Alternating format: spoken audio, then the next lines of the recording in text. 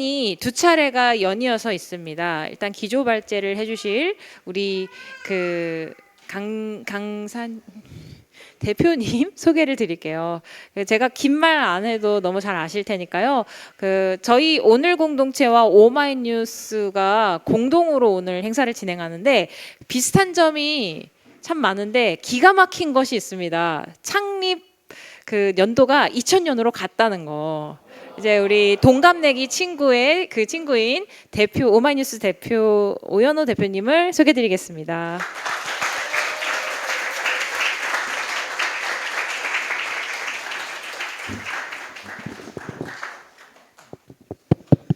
반갑습니다. 안녕하세요. 제가 아마 한 두 차례 오고 갔죠. 여기 전에 왔기 때문에 저도 아주 익숙한 공간입니다. 저희가 2000년에 만들었을 때 이제 모든 시민은 기자다 이 모토로 만들었는데 그때 저는 한 1, 2년 버티면 괜찮겠다라고 생각하고 만들었거든요. 근데 이제 26년이 되었습니다. 근데 우리 오늘 공동체 그때 몇 년 버티면 좋겠다고 생각하셨나요, 대표님? 그래서 이제 26년이 되었습니다, 둘 다. 이 자체가 축복이지 않을까 이런 생각을 해봅니다. 자, 그런데 제가 이제 37살에 오마이뉴스 만들었거든요. 원래 꿈은 소설가. 그래서 이제 중고등학교 때 소설을 쓰려고 국문과를 갔습니다. 근데 세상이 소설 쓰게 가만히 내버려두지 않는구나라는 생각을 했고, 그래서 이제 허구의 사실보다는 있는 사실을 좀 보도해야 되지 않을까 해서 이제 오마이뉴스를 만들어서 여기까지 왔는데, 근데 내가 만들고 싶은 걸 만들고 싶다 이런 생각은 있었는데 그 생각만 했지 이 회사가 점점 커지면 내가 책임질 일이 이렇게 많을 거라는 생각은 못했어요. 그러니까 우리는 좋은 세상을 향해서 꿈을 꾸면서 막 만드는 거잖아요. 그죠? 여러분도 지금 뭐 막 저지르고 싶은 거 있죠? 그 저지르고 싶은 거 해야 될까요? 말아야 될까요? 해야 되겠죠? 해야 되는데 이제 처음에는 좋은데 슬슬 가면서 막 책임감이 이렇게 생각나고 그래요. 그래서 이제 우리 박 대표님은 어떤지 모르겠으나 저는 사람들이 물어봐요. 26년 중에 언제가 제일 행복했냐고. 창간 전야. 창간을 막 준비하면서 막 가슴 설레일 때 그때가 진짜 행복했던 것 같아요. 그래서 그 누구도 말릴 수 없는 그 행복감에 우리 대표님은 언제가 제일 행복했어요? 지금이 제일 행복하죠. 지금이 제일 행복한 것 같아. 근데 그래서 이제 우리 회사가 은퇴 나이가 딱 정해져 있어요. 그래서 60이 되면은 이제 은퇴를 하기로 되어 있습니다. 그래서 은퇴를 하고 개별적으로 계약을 해서 추가로 이제 다닐 사람 다니고 이러는 거죠. 근데 제가 지금 은퇴 나이가 지났어요. 근데 이제 창업자이고 그다음에 사장이다 보니까 이 기간을 제 마음대로 할 수 있는 거예요. 그래서 지금 몇 년 연장을 하고 있는데 원래 목표는 우리 직원들과 똑같이 60세에 은퇴한다 했어요. 그래서 지난 26년이 뭐였을까 딱 한마디로 얘기하면 여러 가지가 이제 있을 수 있잖아요. 딱 한마디로 얘기될 수 있는 여러 가지 중에 하나는 오연호가 없이도 오마이뉴스가 작동되게 한다. 이게 26년의 목표였거든요.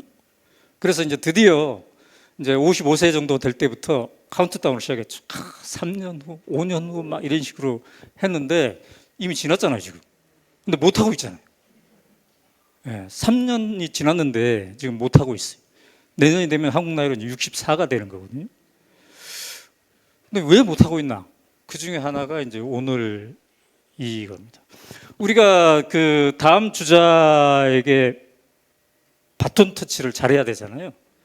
그럼 바톤 터치를 잘하려면 앞서간 자와 뒤에서 따라오는 사람이 호흡이 되게 잘 맞아야 돼요. 그래서 안전하게 딱 이렇게 주고 딱 받을 수 있게 이렇게 해가지고 이렇게 가야 되는 거잖아요. 근데 2년 전부터, 3년 전부터, 4년 전부터 제가 이제 슬슬 느끼기 시작한 게 뭐였냐면은 너무 불안한 거야, 이게. 그러니까 뭔가 이어달리기가 가능하려면 이 주변 환경이 이어달리기가 가능한 수준 정도의 변화해야 되는데, 그런데 이 주변 환경의 변화는 너무 급격해. 그리고 내가 후계자로 물려줄 사람하고 나하고 둘 다 패닉 상태야. 이게 어디로 가는지 잘 모르겠어. 이게 뭐지?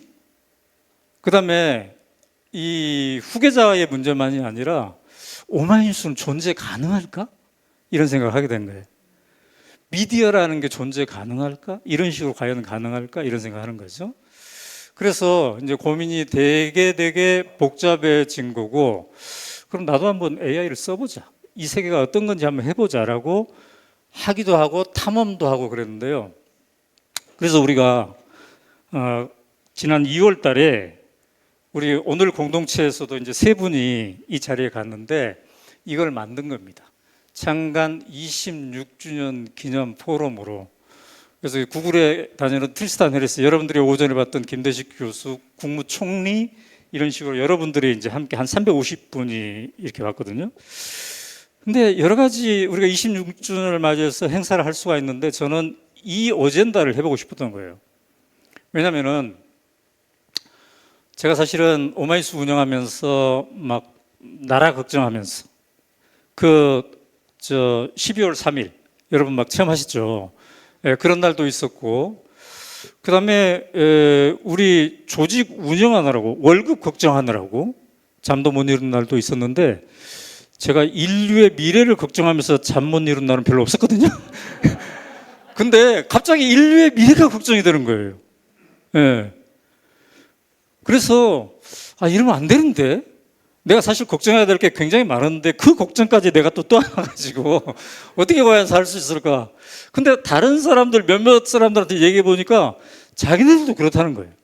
이 AI 때문에, AI의 이 질주 때문에 도대체 우리는 어떻게 살아가야 되지 잘 모르겠다. 그래서 인간다움과 민주주의 미래, 이걸 가지고 한번 해봤고, 근데 이 주제를 했더니 일주일 만에 무려 10만 원 내는 사람들이 일주일 만에 다 찼어요. 이걸 기다리고 있었던 거죠. 그래서 이게 아깝다. 이거를 어떻게 하면 지속적으로 이 어젠다를 가져갈까 해서, 이건 2월 했으나 3월, 4월, 5월 지금 3달째 서교동, 오마이뉴스가 서교동에 있는데 거기에서 작은 포럼을 계속 이어가고 있습니다. 그리고 이제 가족 단위든 기관이든 공동체든 이 어젠다를 같이 이어갔으면 좋겠다라고 제가 이제 제안을 했고, 우리 대표님과 정연아 씨가 오 좋겠다라고 해서 우리 오늘 공동체랑 오마이뉴스가 공통으로 이렇게 지금 이런 자리를 만들고 있습니다. 근데 대한민국에 여러 가족이 있고 여러 기관이 있고 여러 공동체가 있는데 왜 오늘 공동체가 이런 모임을 하고 있을까요?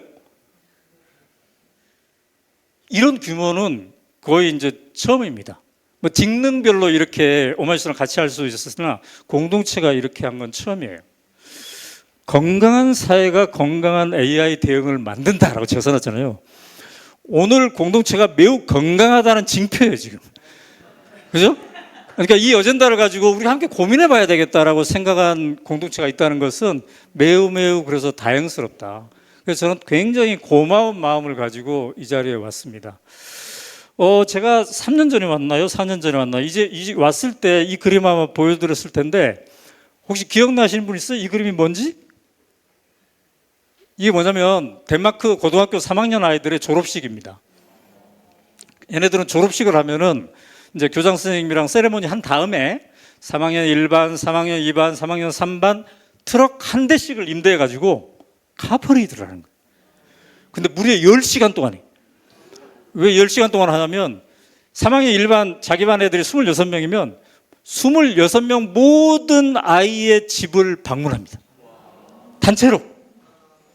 그래가지고 그 집에 부모님한테 가가지고 지난 3년 동안 우리 당신의 자식과 함께, 철수와 함께 우리는 교실에서 행복했습니다. 이 인사를 하는 거예요. 근데 졸업식 날 이 차가 가면은 이 학생이 지금 환영해주고 있잖아요. 예. 지금 올림픽 한창 진행 중에 있습니다만 마침 월드컵에서 금메달 딴 축구팀이 막 카풀이 다듯이 이렇게 해주는 거예요. 예. 그러니까 학교라는 공동체에서 서로가 협력을 하고 서로가 있는 그대로의 나를 사랑하게 하고 자기 주도성을 키우고 그 과정이 너무 아름다웠는데 최종적인 그날 이렇게 환영을 받으면서 가는데 그게 각자의 집을 향해서 간다는 거죠. 즉, 이 사회가 공동체가 살아있다는 거잖아요. 근데 덴마크가 건강한 사회로 제가 그동안 늘 얘기를 해왔는데 그 이제 징표 중에 하나가 대학을 들어가면은 4년 내내 등록금이 공짜입니다. 그리고 4년 내내 월급을 받습니다. 한 150만 원씩 월급을 받는데 근데 그럼에도 불구하고 50%만 대학을 가는 거죠. 근데 왜 월급까지 받는데 왜 대학을 안 갈까? 안 가도 있는 그대로의 나를 사랑할 수 있게 해주는 건강한 사회이기 때문에 그런 거죠.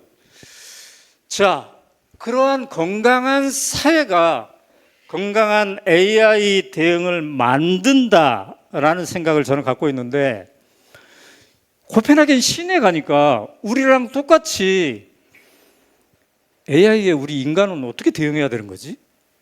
AI 때문에 만약에 AI가 인간의 능력을 훨씬 초월한 그런 세상이 온다면 우리는 자기 주도성을 발휘할 수 있을까? AI가 지시한 대로 뭔가를 한다면 우리는 우리끼리 협력이 제대로 가능할까? 그 가운데 가짜 뉴스 같은 게 나오면 신뢰는 어떻게 형성할 수 있지? 걱정이 되잖아요. 많은 부분에서. 그다음에 또 미국과 중국이 주도하고 있는데 그럼 우리 같이 조그마한 나라는 어떻게 해야 되나? 걱정이 되잖아요. 근데 우리의 지금 하고 있는 이 모든 걱정을 덴마크, 핀란드, 이 북유럽의 5개 나라가 연대를 해가지고 3, 4년 전부터 대응을 해오고 있더라고요. 근데 그거를 대응하는 차원이 이제 거버넌스 차원이 국가기관도 있고 국가와 민간이 하는 것도 있고 대학들끼리 연합하는 것도 있고 다양하게 있는데 국가와 민간이 연합해서 만든 게 파이오니어 센터 포 AI 이렇게 돼 있더라고요. AI 대응 센터죠. 우리는 도대체 AI를 어떻게 하면 좋겠어요? 이 사람이 코넬 대학 교수이고 여러분이 그 꽃 검색할 때 사진 찍어가지고 이 꽃이 뭔가요? 알아맞히고 있잖아요. 그 이미지의 대가예요. 그래서 그거를 만든 사람이거든요. 구글과 같이 해가지고 벨롱기 교수라고 그 사람이 이게 코넬 대학교 교수인데 미국에서 스카웃을 했더라고요. 그래가지고 지금 저 국가기관에 근무를 하고 있습니다. 그래서 이제 이분을 만나기 위해서 제가 찾아간 거예요. 찾아가는데 코펜하겐 시내 공원, 큰 공원이 있는데 이 공원을 한 5분 내지 10분 이렇게 숲속을 쫙 걸어가지고 갔더니 이런 건물이 나오고 거기에 AI 센터가 있더라고요. 저 이게 되게 상징적이라고 봤어요. 그러니까 AI라는 것이 뚝 떨어진 그 무엇이 아니라 그동안 우리가 자연 속에서 그다음에 인간이 문명이 발달한 그 무엇의 연장선상에서 그리고 또 우리가 무엇을 할 것인가를 고민하는 그 과정 속에 있구나라는 것을 보여준 거였어요. 자, 이분한테 제가 갑작스럽게 3, 4일 전에 약속을 요청한 거기 때문에 좀 만나주세요 라고 제가 했더니 만나겠다고 그래서 너무 반가웠거든요. 근데 심지어 점심을 같이 하자고 그러더라고요. 대단하지 않습니까? 네? 3일 전에 얘기했는데 점심을 같이 하자고. 그래서 AI 센터장과의 점심 기대되지 않습니까? 또 점심시간 막 이렇게 하니까 근데 딱 가서 점심 메뉴를 봤더니 펩시콜라 하나 하고 햄버거더라고요. 그거를 놓고 이제 우리가 1시간 동안 얘기를 했는데 제 핵심 질문은 그거였어요. 건강한 사회가 건강한 AI 대응을 만든다. 동의한다. 이 지구상 전체에서 북유럽이 덴마크가 가장 건강한 사회인 것 같다. 나도. 그래서 너희들 이 싸움에서 이길 것 같니? 그랬더니 이분이 울먹울먹거리더라고요. 머뭇거리는 거예요.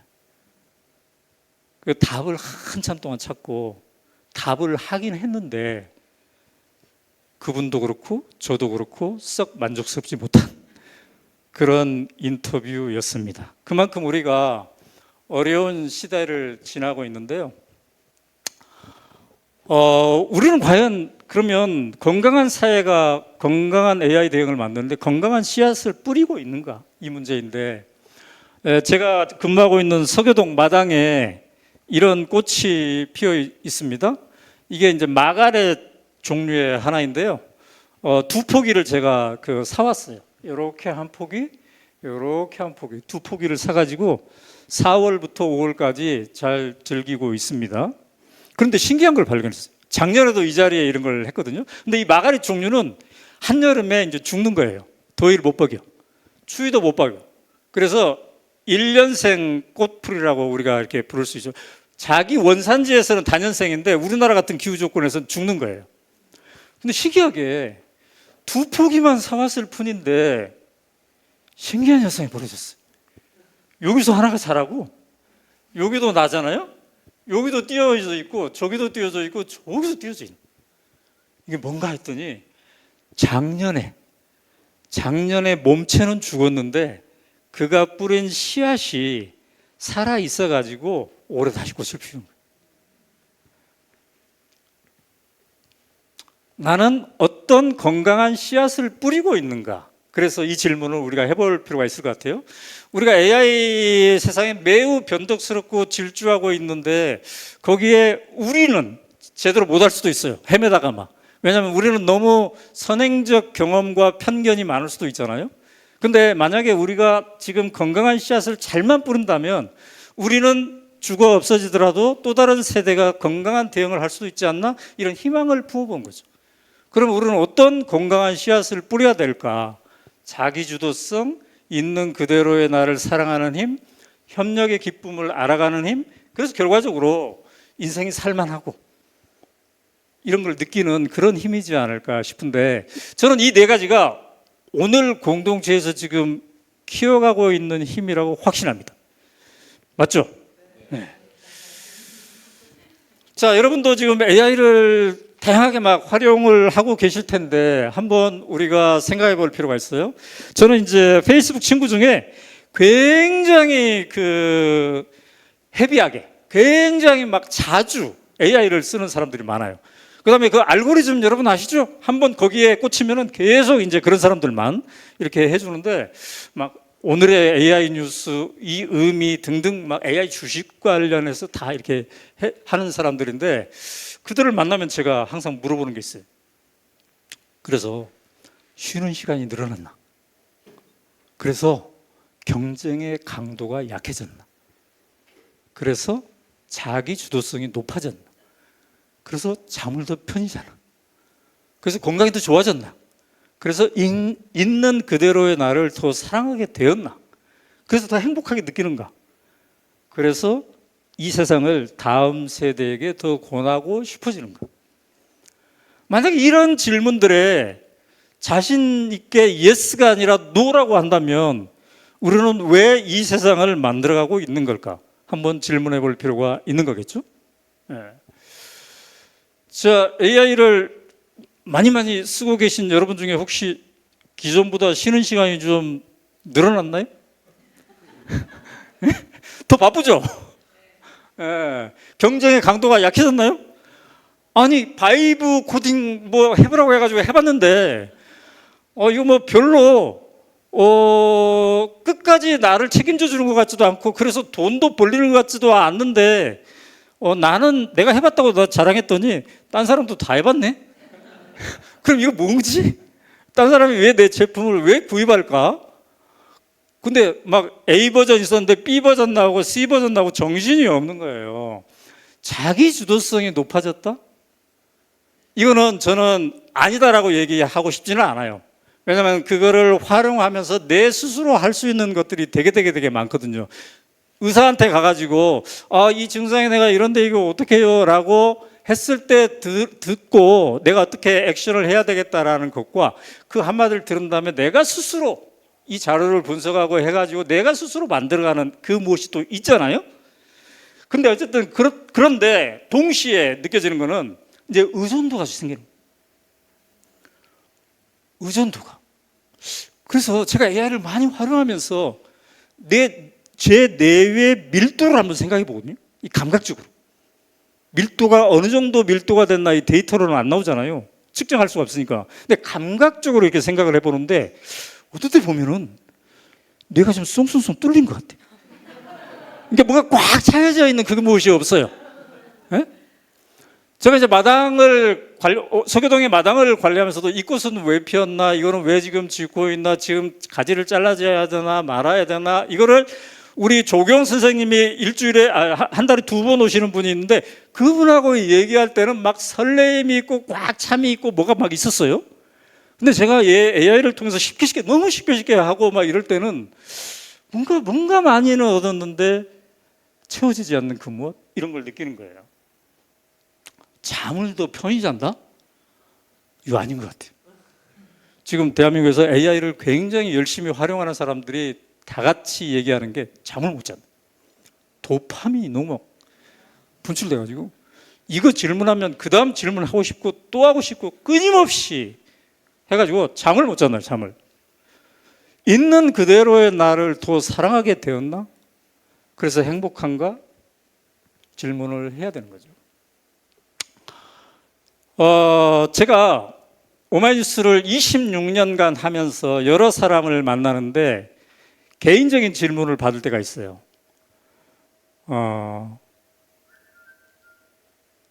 다음 5년은 오마이뉴스는 어떤 방향으로 나가려고 하십니까? 저는 이런 질문을 받으면 되게 화가 나요. 아니, 지금까지 오마이뉴스 운영하면서 생고생하면서 이렇게 힘들게 여기까지 왔는데 그동안 참 박민수 대표님 수고하셨습니다. 이제 그만하셔도 됩니다. 이제 좀 어디 놀러도 좀 다니시고 이러세요 라고 하는 게 아니라 다음 넥스트 플랜을 얘기하고 발전 방향을 얘기하고 그곳으로 못 가면 마치 이 사람이 뭐가 잘못된 것처럼 이런 시선이 있다는 거죠. 그래서 그런 질문을 받으면 되게 불편했어요. 근데 말이죠, 최근에 이게 다 이제 6월달 얘기예요. 지금이 6월이잖아요. 6월. 미국에 지금 AI 관련한 여러 가지 기업인데 브로드컴, 오라클 이 두 개를 내가 가져왔는데 이 두 개 기업이 대박이 났어. 요새 막 AI가 엄청 뜨니까 주식이 계속 올라간 거예요. 상향으로 쫙 올라갔어요.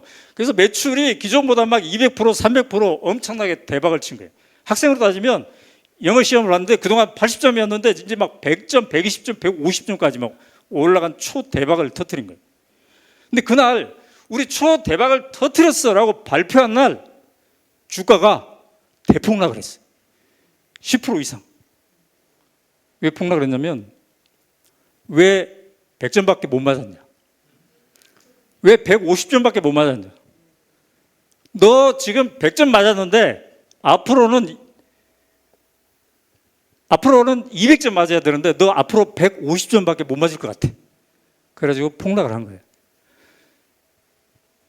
Good is not enough이라는 건데 이 글씨 아니라 very good. very good은 이게 충분하지 않아요. 아주 잘한 것은 충분하지 않아요. 어떻게 해야 되냐면 정말 가장 1등을 해야 되는 그런 세상이 지금 된 거죠. 그래서 지금 이 오라클의 그 CEO가 이제 빚으로 만든 다리를 지금 통과하면서 어쨌든 고해야 된다. 그러면서 뭐라고 외치는 거예요? No break. 나는 지금 브레이크가 없다. 난 달릴 수밖에 없다 지금. 이런 식으로 얘기를 하는 거잖아요. 우리도 개인적으로 AI를 쓰면서 지금 그 느낌이에요. 나도 한다. 근데 나만 하는 게 아니라 다른 사람도 한다. 그럼 다른 사람들도 도전을 해야 된다. 그래서 계속 상위 버전이 나오고 계속 더 쓰게 하고 이렇게 되는 거죠. 이 과정에서 우리가 중심을 잡지 않으면 무너질 수가 있는 거겠죠. 근데 지금 당장은 이제 막 데이터 센터 만들고 뭐하고 계속 하고 있어요. 계속 하고 있는데 이것이 무엇을 향해서 가고 있는가에 대한 질문을 우리가 던져보자는 거죠. 그러지 않으면 우리가 정말 정신없이 휘말려 들어갈 수밖에 없는 그런 거죠. 지금 미국에서 어마무시한 데이터 센터를 곳곳에서 지고 있거든요. 뭐 스타게이트를 포함해서 엄청나게 짓고 있는데 근데 지으려면은 용적공도 필요하고 건설 노동자가 좀 필요하겠죠. 갑자기 막 지으려니까 이제 이 사람들이 부족한 거예요. 그래가지고 막 연봉 2억, 3억 주면서 갑자기 건설 노동자들을 만들어내고 있습니다. 트레이닝 센터도 막 만들고 지금부터 막 용접하라고 하고. 근데 옛날에는 이런 건설 회장 이른바 한밥집 같은 거 그냥 간단하게 가건물 했잖아요. 근데 요새는 이 사람들 몸값이 비싸져 가지고 이제 호텔 수준으로 만들어야 돼. 그래야 이 사람들이 오는 거니까 높은 연금에. 근데 그 사람들도 한시적인 거죠. 한시적.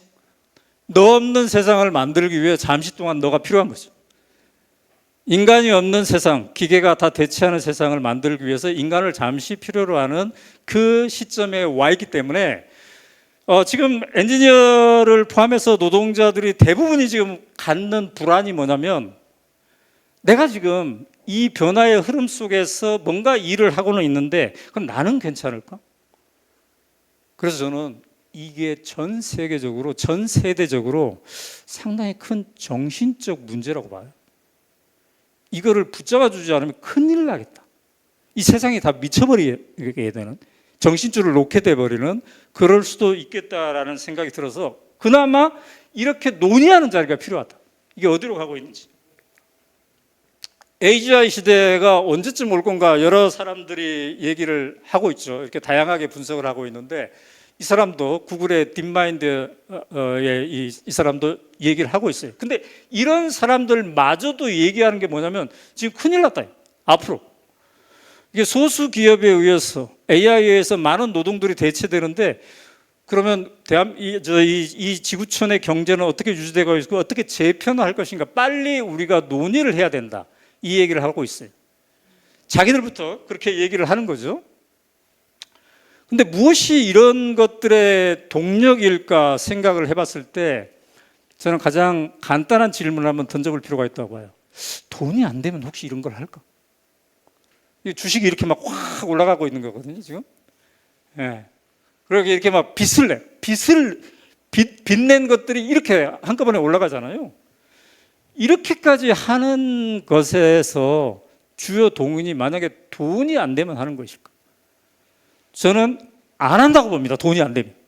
돈이 안 되면 이런 것으로 안 한다. 근데 문제는 그 돈이 그러면은 앞으로 어디로 흘러갈 것이고 그것이 누구에 의해서 장악될 것인가 이게 문제가 되겠죠. 이게 이제 엔트로픽 CEO인데 이 사람은 다른 그 AI 서비스 개발자들에 비해서 상당히 많은 부분에서 자기가 이 개발하고 있는 것이 지금 뭔지에 대한 것을 대중과 공유하면서 막 논문도 수십 페이지짜리 논문을 쓰고 에세이도 쓰고 그러는데 가장 최근에 쓴 논문이 이겁니다. 최근에 이제 미토스 개발을 해가지고 했던 건데 이 사람들이 개발하면서 고백하는 것들이 뭐냐면 자기들도 잘 모르겠다.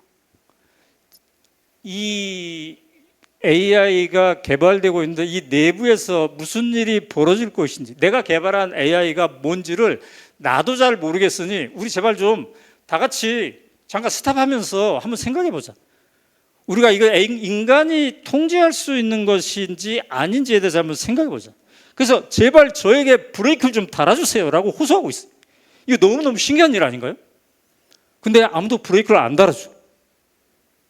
근데 다행히 얼마 전에 교황이 나섰습니다. 교황이. 근데 그 교황이 이거를 발표하는 자리에 이렇게 논문을 발표하는 자리에 엔트로픽의 고위 관계자도 함께 참여해가지고 그 사람이 고백을 했어요. 우리가 이걸 개발하고 있는데 우리도 잘 모르겠다. 얘가 무슨 일을 벌이고 있는지 모르는 지점이 있다라고 고백한 거예요. 그러니까 브레이크를 달지 않으면 안 된다. 제발 우리 좀 브레이크 달아주세요. 라고 해서 나온 것이고 저는 근데 이때 이제 교황에 대해서 종교를 떠나서 여러 가지 생각을 해볼 수가 있는 건데 요거거든요. 교황이 발표한 그 전날 발표한 글이에요. 이게 수십 페이지에 달하는 글입니다. 만약에 여러분 좀 AI에 대해서 걱정이 되잖아요. 오늘 공동에서 걱정이 되잖아요. 그럼 우리 어떻게 대응해야 되나 한번 논의를 해가지고 이 수십 페이지를 이 정도로 할 수 있을까요? 우리도 2월 포럼을 했으나 이렇게까지 정교하게 그래서 우리 어떻게 했으면 좋겠다라고 하진 않았거든요. 저는 우리의 2월 포럼을 교황이 보신 것 같아. 유튜브를 통해서. 그런데 이 수많은 단어 여기에 수많은 단어가 있는데 그중에 제 눈에 들어온 여러 가지 구절들이 있었는데 having more without being more. 그러니까 우리가 어떻게 살 것인가에 대한 그것은 점점점 빈곤해지고 있는데 더 많은 것을 거기서 막 채우고 있는 거죠. 그래서 저는 이 AI 시대를 맞이하면서 아까 돈인가? 돈이 아니면 할까? 그 질문과 함께 똑같이 우리가 중요하게 질문해야 될 게 기존 문제를 해결하나 아니면 기존 문제를 더 복잡하게 만드나 이걸 한번 질문을 해야 된다고 생각합니다. 시간 관계상 이게 교황이 인간이 해야 될 몇 가지 이거를 AI로 한번 정리를 해본 거예요. 제 패친이. 저는 교황이 우리 2월 포럼을 봤을 거라고 확신을 하는데 이 교서를 발표하기 직전에 2월 포럼에 참석했던 트리스탄 해리스를 만났어요. 교황이. 트리스탄 해리스가 교황한테 우리 2월 포럼 얘기를 했을까요? 안 했을까요? 저는 했을 거라고 확신합니다. 우리 서교동에서 이렇게 트리스탄 해리스가 왔었던 거죠. 자, 교황이 나섰어요. 근데 역설적으로 트럼프가 나섰어요. 트럼프가 어제죠, 어젠가 빅 뉴스가 있었죠. 엔트로픽의 최고 버전, 미토스 최고 버전을 못 쓰게 한 거잖아요. 미국인이 아니면 못 쓴다. 심지어 엔트로픽 회사에 다니는 외국인도 못 쓰게 한다. 엔트로픽은 계속 얘기했거든요. 우리가 뭔가 개발을 하고는 있는데 이게 인간에게 해를 끼칠 수도 있고 인류를 멸망시키게 할 수도 있는데 그 멸망시킬 수 있는 퍼센티지가 무려 15%에서 20%에 달한다. 여러분 생각해 보세요. 5분의 1의 확률로 인류가 멸망할 수도 있다. 근데 사람들이 안 움직였어. 근데 교황은 움직였거든요. 근데 어젯밤 트럼프가 움직였어요. 일단 미국인들만 쓰고 외국인들은 못 쓰게. 진정한 해법은 아니죠. 근데 어쨌든 그토록 이게 위험한 요소도 포함하고 있다라는 것을 얘기를 했는데 거기에 대해서 지금 엔트로픽 회사가 반발하고 있거든요. 근데 반발하는 워딩 중에 하나 제가 관심 가진 워딩은 뭐냐면은 아니 우리가 이렇게 AI가 더 이상 먼 짓을 못하게 이렇게 가드레일을 쳐놨는데 가드레일을 살짝 넘어갔다고 해서 이걸 못 쓰게 하는데 사실은 모든 AI가 완벽하게 가드레일을 칠 수는 없다라고 고백을 한 거예요. 저는 이거 얘기를 들으면서 굉장히 섬찟했거든요. 근데 이제 동시에 AI가 뭐지 우리에게라고 질문하는 시민들이 전 세계적으로 등장을 하고 있습니다. 유럽도 마찬가지고 미국에서도 지금 머스크가 데이터 센터 짓겠다고 하는데 이거를 시민들이 지금 막아서고 있는 거예요. 그리고 미국에서는 주정부 차원도 그렇고 조그만 시, 카운티 차원에서도 법을 만들어요. 우리 동네에는 데이터 센터를 못 짓게 한다. 2, 3년간 못 짓게 한다. 왜? 도대체 이게 무엇을 향한 것인지 좀 합의를 하고 해보자. 이런 흐름들이 형성이 되고 있는 거죠. 이제 제가 2, 3분 내에 끝나야 되기 때문에 살짝만 하고 교수님 모시고 그 다음에 토론 시간에 제가 이제 더 얘기를 할 거예요. 그러면 미국은 그렇게 하고 있고 대한민국 우리가 알고 있는데 그럼 중국은 어떻게 하나? 일본은 어떻게 하나? 그게 제가 궁금해서 최근에 제가 일본, 중국을 계속 왔다 갔다 하고 있습니다. 그 로봇 단지에도 가보고 이번에 내일은 또 칭다오에 가보고 이렇게 하고 있는데 저는 두 나라를 왔다 갔다 하면서 되게 신선한 체험을 하고 있어요. 여기는 중국은 미국보다도 더 심각하게 전속적으로 달리고 있습니다. 그래서 도대체 이 중국은 또 무엇을 향해서 이렇게 달리고 있나? 미중 패권 전쟁이라는 게 있지만 이들은 최종적으로 어떤 나라를 원하고 있나? 아주 섬찟합니다. 우리가 상상할 수 있는 것 이상의 그 속도로 달려가고 있어요. 근데 일본을 가면 되게 편안함을 느낍니다. 옛날 분위기를 느껴요. 제가 일본에 식당에 갔더니 이 일본 여주인이 한국 사람이 온다고 자기가 배운 한글로 그날의 메뉴를 이렇게 정성스럽게 해가지고 해놨더라고요. 중국에서는 이 감동이 없었는데 일본에서는 이 사람의 숨결을 제가 만나고 왔어요. 어쨌든 자, 제가 중국이나 미국에서 패권 전쟁을 하고 있는 것들의 미래를 생각을 해볼 때 이게 과연 무엇을 향해서 가고 있지? 돈은 그렇다 치고 돈이 아니면 또 뭘까? 서교동에 있는 라일락인데요. 이게 100년 된 라일락이에요. 이건 7년 된 라일락입니다. 근데 이 라일락의 밑에서 나무가 솟아오르거든요. 뿌리에서. 이 뿌리를 캐가지고 7년 전에 제가 해서 7년 동안 키운 라일락이에요. 두 개의 DNA가 같을까요? 다를까요? 뿌리에서 난 거는 100% 같습니다. 얘는 이제 곧 죽어요. 그래서 막 잘렸지? 죽어가고 있죠. 근데 얘는 죽는데 얘 DNA 100% 같은 거는 지금 살아가고 있어요. 일본에 갔더니 중국에 갔더니 왜 발은 두 개여야 되나 사람이? 그래서 사족 휴머노이드 로봇 그 질문을 하는 거거든. 왜 굳이 발이 두 개여야 되지? 왜 사람 눈이 왜 두 개여야 되지? 뒤에 눈이 있으면 안 되나? 온몸에 눈이 있으면 안 되나? 이런 생각을 이제 하고 있는 거예요. 균사 같은데 또 동물도 아니고 식물도 아닌 그 무엇도 가능하지 않을까? 뭐 이런 것들을 하고 있는 거죠. 그러니까 지금의 우리의 인공지능이 계속 발달하고 있는데 이것의 끝이 뭘까? 자연지능이 보여주고 있는 그 무엇을 닮아가려는 것도 함께 포함되고 있지 않을까 이런 생각을 해보는 겁니다. 그래서 또 이런 거대한 변화 속에서 우리가 자기 주도성을 발휘하지 않으면 안 되겠구나 이런 생각을 하고 있고, 그것이 있다면 어떤 척박한 환경, 엄청난 대변화 속에서도 뭔가 나의 길을 찾을 수 있는 그 힘을 가질 수 있지 않을까 이런 생각을 해보는 겁니다. 제가 이 대변화 속에서 교황이 발표한 거, 엔트로픽이 걱정한 거 등등등, 트럼프 대통령이 무수기한 거 등등등 액션, 이런저런 액션이 있었는데 우리가 2월 달에 했던 액션만큼 시민이 직접 나서 가지고 뭔가를 하는 거는 드문 것 같아요. 그래서 저는 오늘이 그 액션의 연장선상에서 굉장히 의미가 있다고 생각합니다.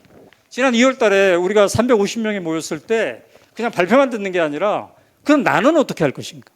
이 AI 시대에 나는 나의 실천, 나의 선언은 뭔가를 다 적겠어요. 그랬더니 350명 중에 무려 거의 170명이 이렇게 적었습니다. 나는 이렇게 하겠다.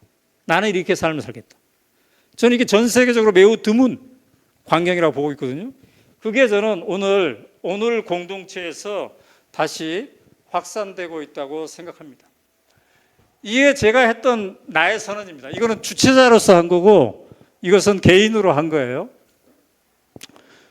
브레이크 없이 질주하는 AI 빅테크 책임자들에게 불가피하다고 말하지 말라, 어쩔 수 없다고 말하지 말라, 나도 모르겠다고 말하지 말라. 당신들이 무슨 일을 벌이고 있는지 그것의 좋은 점뿐만 아니라 위험한 것도 설명하라 라고, 즉 자신이 없으면 브레이크를 달아라 라고 우리가 2월달 계속 호소한 거잖아요. 근데 지금 엔트로픽 CEO도 우리 브레이크 없어, 제발 좀 달았으면 좋겠어 호소하고 있는 것이고, 그 흐름들이 형성이 되고 있는 거죠. 개인적인 버전으로 제가 했던 겁니다. 나는 AI와 1시간 대화하면 사람과 2시간 대화를 하겠다. 나는 AI와 미래에 대해서 1시간을 모색하면 인류와 지구의 과거에 대해서 2시간을 공부하겠다. 나는 AI가 초래할 미래가 두려울 때마다 저기 앞마당에 묵묵히 서 있는 나무를 바라볼 것이다. 그리고 오늘 이 공동체에 와 있는 분들의 눈동자와 숨소리를 기억할 것이다. 저는 이 마음을 사실 나누고 싶어서 오늘 공동체와 함께하는 자리를 가지게 된 겁니다. 어린 왕자에 그런 얘기가 있다고 그래요. 사람들은 뿌리가 없으니 참 살기 힘들 것 같아. 식물은 뿌리가 있으니까 안 흔들리고 한 자리에 서 있는데 우리는 뿌리가 없어. 그 뿌리가 없는 것을 있는 그대로의 나를 사랑하고 또 연대의 힘으로 이거를 극복해 가야 되지 않을까 싶은데, 저는 그 지혜를 우리는 자연지능에서 좀 배울 필요가 있겠다. 자연지능은 데이터 센터 없이도 이 식물들이 막 살아가고 있는 거잖아요.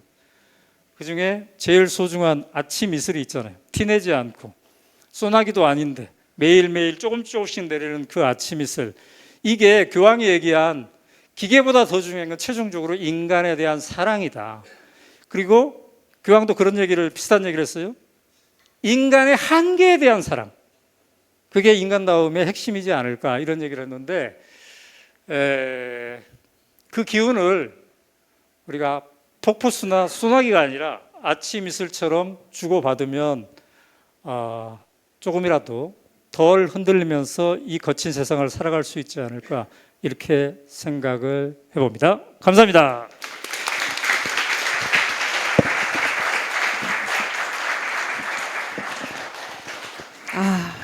오늘 시간을 너무 적게 드린 게 아쉬웠고 죄송스러울 만큼 꽉 차게 가슴 벅찬 시간을 주셔서 정말 감사드립니다.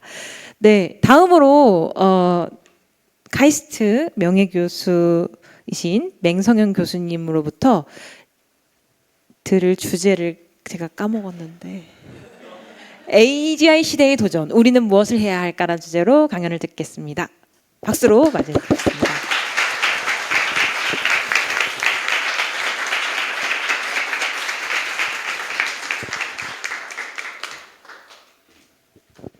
네, 여러분 반갑습니다. 제가 여기 지금 처음 와봐서 이제 적응하는데 시간이 좀 걸릴 것 같긴 한데요.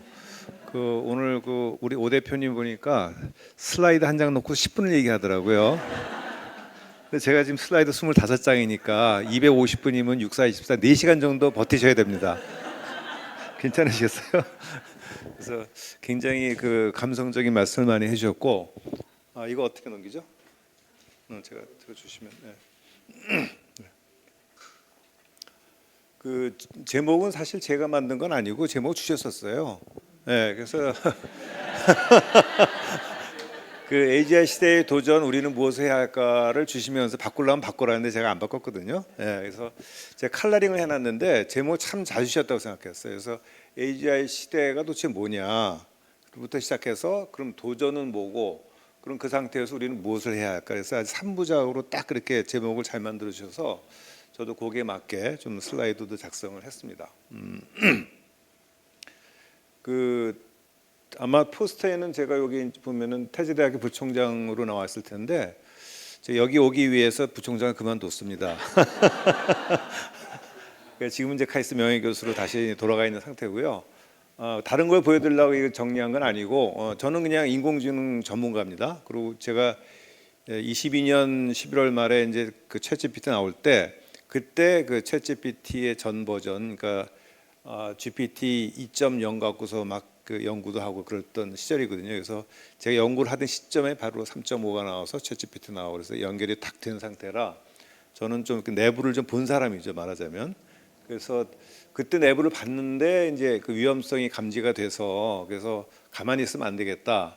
그래서 저 책을 제가 쓰게 됐어요. 그래서 저거는 기술책은 아니고 이제 대중서적인데, 그러니까 일단은 제일 중요했던 거는 제가 강연을 해보니까 AI를 물론 모르는 건 당연한데 어떤 포텐셜에 대해서도 너무 모르고 있고, 그래서 안 되겠다 싶어서 저렇게 책을 쓰게 됐었거든요. 그래서 그 이후로 제가 강연을 이제 많이 다니는데, 기술적인 얘기는 오늘 싹 빼고요. 그리고 이미 또 많이 써보셨으니까 감은 잡으셨을 것 같은데, 제가 그거 초록색으로 해놓은 거 있잖아요. 여기 보시면은 디지털 인문사회과학센터라는 거를 제가 카이스트 했을 때 만들었거든요. 제가 이 말씀을 드리는 이유가 뭐냐면은, 저는 전공이 이제 컴퓨터 사이언스를 한 사람이고 그 중에 AI를 한 사람인데, 그러면 이제 저 사람은 이제 공돌이 아니면 뭐 기술쟁이 이렇게 볼 거잖아요. 그래서 제가 꼭 그렇지만은 않다라는 걸 말씀드리려고. 네. 그래서 제가 인문사회학센터를 만들어서 인문사회하고 융합을 굉장히 제가 노력을 했었다. 그래서 왜 그러냐면은 이제 카이스트는 이공계 대학이잖아요. 그래서 이 친구들이 좀 인문사회적인 소양을 좀 갖춰야겠다는 생각도 하나 있었고, 또 하나는 여기 혹시 여기 문과 출신이라고 생각하시는 분 손 들어보세요. 몇 분 안 계시네요. 그리고 이과 출신은? 그 나머지는 뭡니까? 융합 출신 뭐 이런 거죠. 예. 이제 문과가 지금 반 이상인데, 그때 제가 느꼈던 게 뭐냐면은 이제 문과 쪽에 계시는 분들하고 이렇게 많은 얘기를 나눠봤는데, 우리 오 대표님 다 문과실 것 같고, 근데 정말 훌륭한 분도 많고 똑똑하고 그러는데 대부분 문과를 나오신 분들은 자기 전공을 못 살리더라. 그게 이제 좀 가슴이 아팠어요. 그래서 이분들이 자기 전공을 살리게 하려, 예를 들어서 역사를 했다 그러면 역사를 살려서 자기 직장을 잡으면 좋을 텐데, 그래서 그런 거를 좀 도모하기 위해서 이제 센터를 만들었던 적이 있습니다. 그래서 오늘 내용도 이제 기술적인 내용은 싹 뺐고요. 근데 이건 기술적인 건 아니고, 자, 우리가 이제 그 AGI 시대가 제일 먼저 나왔잖아요, 그죠? 그럼 AGI 시대가 되면은 이제 어떻게 될 것인가라는 것을 약간 기술적으로, 근데 인공지능이니까 이제 우리는 그 지능을 좀 봐야 됩니다, 지능. 그래서 이제 그 작년도에 이런 그 발표가 나왔는데, IQ 테스트를 해봤어요. 그래서 여러 가지 AI를 다 IQ 테스트를 해봤더니 분포가 이제 정규 분포식으로 나왔다는 거죠. 지금 가운데가 100 정도 되잖아요. 자, 여러분들 각자 IQ 다 기억하시죠? 오른쪽에 계시는 분 손들지 마시고, 왜냐하면은 우리나라 국민의 IQ가 105래입니다, 평균이. 그러니까 비슷해요. 그래서 저게 이제 작년도 봄에 나왔던 건데, 그 O3 모델이라는 것이 그때 달성한 숫자가 이겁니다. 135입니다. IQ가. 예, 이거 굉장히 쉽지가 않은데 왜 쉽지 않냐면은 인간 전체를 봤을 때 이게 상위 1% 정도의 숫자라 그래요. 근데 그 한 6개월쯤 있다가 다시 또 테스트했습니다. 그랬더니 이번엔 148로 나와버렸어요. 그러니까 6개월 만에. 요거는 이제 0.1% 정도. 그러니까 지금 IQ 테스트만 봐서는 엄청난 거죠, 그죠? 근데 IQ가 전부는 아닌데 적어도 이런 면에서는 얘가 이렇게 똑똑하다 거고. 그다음에 우리 이제 AGI 이제 말씀도 나왔고 여러분들 다 뭐 뜻은 알고 있을 텐데, 이게 이제 범용 인공지능이잖아요. 한마디로 이건 과학적인 용어는 아닙니다. 뭔가 평가를 해서 이거 AGI 아니 이렇게 판단할 수 있는 건 아니고요. 그냥 전체 총체적으로 봤을 때 AI의 능력이 워낙 뛰어나서 인간이 할 수 있는 거의 모든 거를 인간하고 비슷하게 혹은 더 잘할 수 있는 그 시대가 오면 우리가 AGI 시대가 온다고 그래요. 아까 오 대표님이 이제 여러 사람들이 예측을 했다 그러는데, 제가 책을 쓸 당시에 그때 미국 국무성에서 여러분 잘 아는 빅테크의 과학자들 다 불러서 나름대로 예측을 해봤대요. 그랬더니 2028년도면은 이제 AGI 시대가 올 거다. 그럼 2년 남았잖아요, 그죠? 그 AGI 시대라고 우리 꼭 겁낼 것만은 아닌데 우려되는 부분이 굉장히 많이 있죠. 그래서 그렇게 지능이 거의 모든 영역에서 인간을 능가할 정도가 이제 AGI 시대라는 거고, 그 오픈 AI사에서 이런 자료를 만들었습니다. 그래서 그 AGI 시대가 온다라는 것은 사실 여러 가지 지능이 필요한데, 제일 밑에 대화형이잖아요. 여러분 쓰고 있는 지금 AI 대화형이잖아요, 그죠? 그 이미 나왔고, 그래 추론도 하잖아요, 그죠? 그래서 여러분들 뭐 그런 프롬프팅 기술도 배운 사람도 있을 텐데, 뭐 스텝 바이 스텝 해줘 그러면 차근차근 계산해줘 그러잖아요. 그래서 추론을 하는 기능도 나왔고, 그다음에 에이전트, 작년 그냥 아주 핫한 토픽이 에이전트였잖아요. 그다음에 혁신형은 뭐냐면 이제 구글 그 알파폴드 이런 것처럼 인간보다 훨씬 더 혁신적인 마인드로 뭐 연구도 할 수 있고 그런 거죠. 창의적일 수도 있고. 그래서 거기까지는 지금 이미 다 나왔어요. 근데 혁신형이라는 것이 그러면은 뭐 인간을 다 이기냐 이런 건 아니고 그런 게 나왔다는 겁니다. 근데 아직 안 나온 게 뭐냐? 조직형. 어떤 분입니까? 우리 오 대표님이나 우리 그 대표님. 조직을 할 수 있는 분들은 안심을 해도 괜찮은 거예요. 절대로 AI한테 대체될 이유가 없다. 앞으로 5년 더 하셔도 됩니다. 네. 그래서 이제 조직형이라는 그만큼 어렵다는 거잖아요. 그럼 CEO 그러면은 이제 해야 될 게 너무 많잖아요. 뭐 인력 관리도 해야 되고, 뭐 재무 관리도 해야 되고, 뭐 너무너무 할 게 마케팅도 해야 되고, 그 모든 거를 갖다가 조직할 수 있는 그런 능력은 아직까지는 나온 게 없다 이렇게 되는데, 요 근래 근데 이제 바이브 코딩이라는 게 나오면서 사실 1인 기업도 나오잖아요. 그 내가 AI만 가지고 있으면 얘가 다 일을 다 시키니까 나는 다 몰라도 일단 기업 하나 운영할 수 있다 정도가 되고는 있는데, 이제 시작점이라고 보시면 되고요. 자, 그래서 이 정도가 지금 가능하고, 그다음에 이제 에이전트라는 얘기 들으셨을 텐데 그냥 간단합니다. 저한테 고급 비서가 있는 거예요. 아니면 내가 연구자라 그러면은 굉장히 엄청난 능력을 가진 그 연구자가 내 옆에 있는 거예요. 같이 연구를 하고, 내가 예술하는 사람이라 그러면 나한테 창의력을 부과해 줄 수 있는 그런 동료가 하나 있는 거고. 그래서 이제 내가 얘한테 뭔가 시키게 되면 얘는 알아서 생각도 하고 기억도 해내고 또 다른 다른 에이전트하고 서로 통신도 해서 도움도 받고 제일 마지막에 제일 중요한 게 뭐냐? 얘가 실행도 한다는 거죠. 그럼 어떤 실행일까요? 예를 들어서 제가 이제 어디 세계 여행을 가고 싶다, 포르투갈 여행을 가고 싶다 그러면은 서치를 많이 해야 되잖아요. 조사를 해야 되는데 다 맡겨 버리는 거예요. 그럼 정보만 주는 게 아니라 얘가 항공권 예약도 해주고 뭐 유레일 패스도 만들어주고 그 모든 행동을 다 해주는 애. 걔가 이제 결국은 그 에이전트라고 우리 얘기하거든요. 그래서 여러 가지 기능이 들어가 있는데 핵심이 이겁니다. 그래서 굉장히 다양한 그 정보 소스를 이제 연결을 하고 뭐 행동도 연결하고 지능도 연결하는 거예요. 그 AI가 자기 지능만 쓰는 게 아니라 여러 군데 있는 지능을 다 모아서 이제 자기가 해야 될 일을 하는 거죠. 자, 그래서 이렇게 됐을 때 그러면은 그 결과가 뭘까? 물론 편리함입니다. 편리함이죠. 그 생산성이 높아지고 다 좋은 거예요. 근데 결과적으로는 얘가 이걸 다 하다 보니까 인간은 편해졌는데 얘는 다 해야 되니까 얘한테 자율성을 많이 주게 되는 거죠. 그죠? 그래서 자율성이 점점 높아지고 있다는 겁니다. 그 자율성이 높아지고 있다는 거는 우리가 컨트롤을 안 한다는 거잖아요.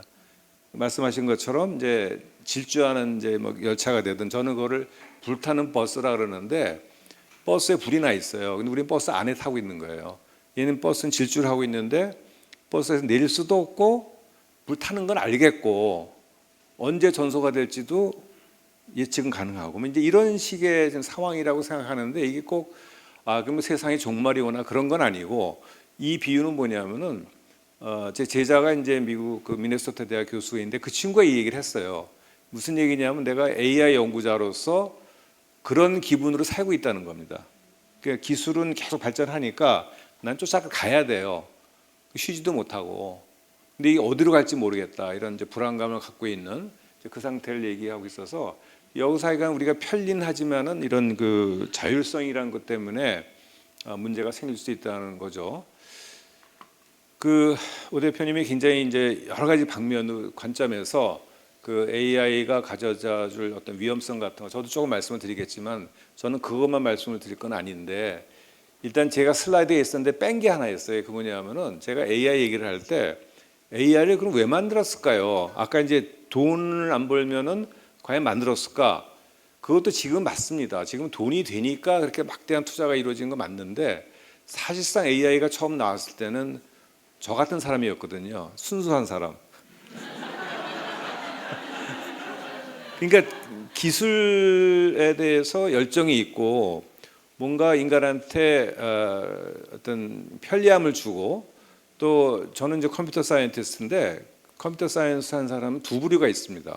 한 부류는 컴퓨터를 만드는 사람들이에요. 만들고 뭐 운영체제 만들고 이렇게 만들어 나가는 그 환경을 만드는 사람이 있고 또 한 부류는 뭐냐면은 컴퓨터를 이용해서 세상의 문제를 푸는 사람들이에요. 저는 후자였거든요. 그러니까 항상 저는 이제 얘기를 딱 들으면 바로 이제 솔루션이 탁 머릿속에 떠오르는 거죠. 그래 이건 이렇게 하면 되겠다. 근데 이렇게 하다 보면은 이제 그 대부분 아내한테 구박받습니다. 아니 솔루션을 달라는 게 아니고 공감을 해달라는 건데 공감을 안 하고 솔루션만 막 제공하잖아요. 저는 그게 이제 연습이 돼서 그런데 훈련이 되는데 하여간 이제 저희는 문제 해결을 하려고 하거든요. 그래서 AI를 만든 사람들도 뭐 저를 포함해서 대부분은 뭐냐면은 이제 새로운 능력을 만들고 싶은 그런 꿈도 있었고 꼭 인간을 능가하겠다는 건 아니고 인간이 못하는 거를 좀 AI의 힘을 빌려서 좀 해결했으면 좋겠다.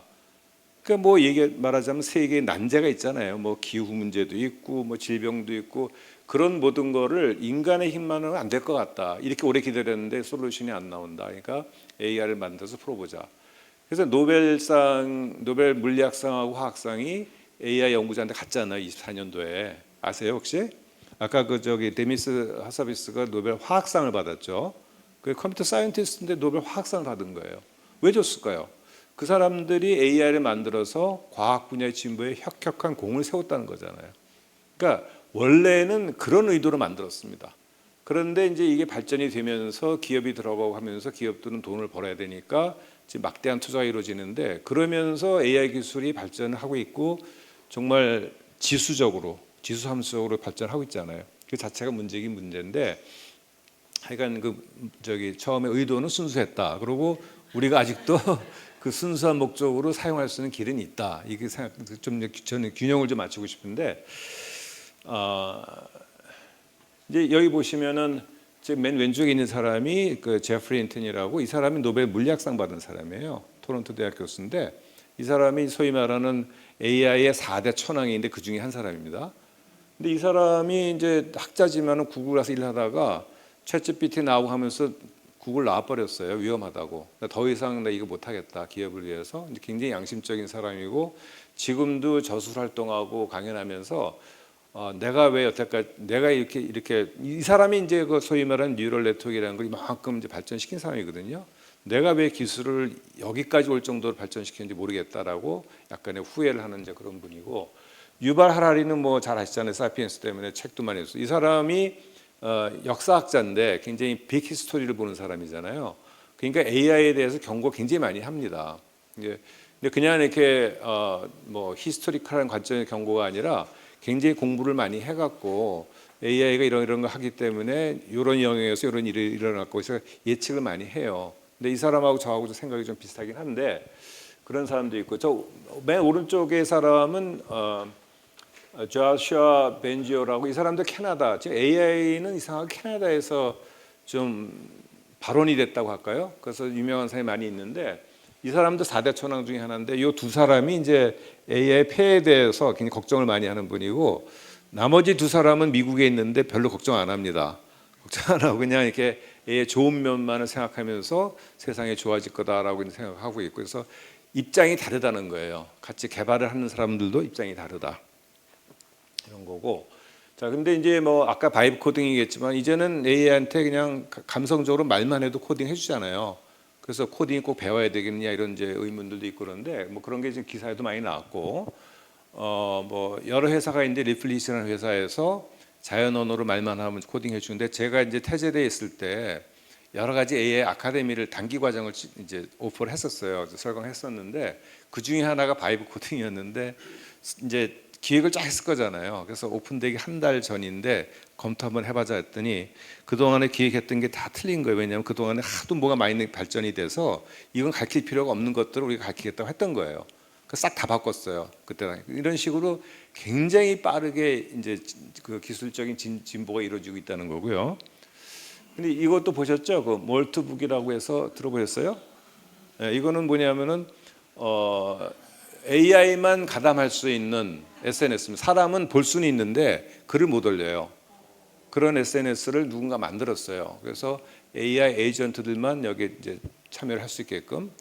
그래서 이제 지네끼리 막 이제 얘기하고 하는 거를 관찰해봤더니 주인 잠들면 뒷담화도, 주인 이제 뒷담화도 한다는 거예요. 그리고 뭐 여러 가지 하는데 얘들이 한 것 놀라운 것 중에 하나가 자기네 스스로 종교를 만들었대요. 그러니까 너 교주해, 나는 예언자 할게, 너도 예언자 하고 뭐 이런 식으로 해갖고서 지네끼리 막 만들어서 종교를 만들기도 하고, 또 놀라운 거는 나중에 봤더니 영어를 써야 되는데 영어를 안 쓰고 이해할 수 없는 언어를 막 쓰더라는 거예요, 지네끼리. 그게 이제 뭘까 좀 생각해 보면은 얘들은 굉장히 모든 것을 효율적으로 하는 애들이기 때문에 영어를 써서 커뮤니케이트 해보니까 효율적이지 않다고 보는 것 같아요. 그러니까 조금 더 효율적인 언어를 만들어 써야겠다라고 이제 하는데, 사실 그런 징후는 제가 3년 전에 봤습니다. 어느 컨퍼런스에 갔을 때 그때 당시에 벌써 그 AI끼리 자연어 처리하는 AI끼리 서로 대화를 하는데 나중에는 영어가 아닌 다른 언어를 쓰더라 하는 게 관찰이 됐었거든요. 그 이제 얘네들은 그 이제 목적 함수가 있으면은 항상 뭐든지 목적에 맞게 하기도 하고 효율적으로 하다 보니까 자기 스스로 언어까지 바꿀 수 있는 그 정도가 나오고 있고요. 이제 뭐 아까 AI 전용 SNS라 했는데 이제는 그게 아니라 AI가 돈을 벌고 싶은 건 아니고 그런 의도는 없는데 얘가 이제 돈을 벌게끔 이제 목적을 함수를 줬더니 돈을 버는데 가상 공간에서 돈을 벌 수가 없잖아요. 뭐 물건 배달도 해야 되고 그러는데, 그러니까 공고를 쫙 내 갖고서는 인간들이여 나를 위해서 일을 하면 내가 코인을 주겠다. 이렇게 해서 사람들을 고용을 해서 실제 비즈니스에 활용했다는 거예요. 그러니까 AI가 사람을 고용하는 시대도 가능하다 이렇게 되는 거죠. 그러니까 이런 식으로 생각도 못하는 일들이 막 지금 벌어지고 있어요. 근데 그 많은 것들이 상당히 이제 우려를 자아내는 이제 그런 그 기술의 발전인 거죠. 자, 그래서 이제 AI는 그렇게 발전하고 있는데 우리가 생각해야 될 건 뭐냐면은 그럼 우리 AI 안 쓰면 되잖아. 뭐 아까 이제 그 엔트로픽 CEO처럼 뭐 좀 그만하자. 사실상 2023년도에 일론 머스크가 똑같은 얘기를 했어요. 이제 워낙 천재니까 예측을 할 거잖아요. AI가 이 정도로 이렇게 가면 안 되겠다 해서 우리 6개월만 쉬자. 근데 아무도 안 쉬죠. 말을 안 듣죠. 왜냐하면 경쟁이 있기 때문에. 그 국가 간의 경쟁은 더 심한 거죠. 뭐 기업 간의 경쟁도 있지만. 그래서 결과적으로는 이제 진행이 될 수밖에 없는데 문제는 뭐냐면은 우리가 인간이 AI를 쓰면서 우리가 스스로 영향을 받는다는 거예요. 우리가 변화한다는 거예요. AI 때문에. 그 인간은 굉장히 천천히 진화해 왔잖아요. 근데 AI를 쓰게 되면서 AI가 워낙 빨리 발전하니까 우리가 그걸 따라가고 얘를 쓰다 보면 우리가 그만큼 더 빨리 변화한다는 거예요. 그래서 상호작용한다는 거는 이렇게 우리가 상호작용하면은 내가 말을 하고 말을 듣고 하다 보면 서로 영향을 받는 거잖아요. 결국은 AI하고 인간도 상호작용을 하고 있기 때문에 그 영향을 받을 수밖에 없는 거예요. 근데 그 영향이 뭔가를 보는 게 저는 굉장히 중요하다는 거죠. 지금 우리나라 정부에서 뭐 AI 때문에 돈을 그렇게 많이 쏟아붓고 하는데 제가 말씀드리는 이런 사회적인 영향 같은 그 분과가 있긴 있는데 그렇게 심각하게 생각 안 합니다. 그냥 지금은 AI 기술에 돈을 많이 들여서 뭐 소브린 AI, 뭐 AI 주권 얘기하고 산업 얘기하고 이렇게 얘기하고 뭐 모든 사람이 AI 쓰게 하자.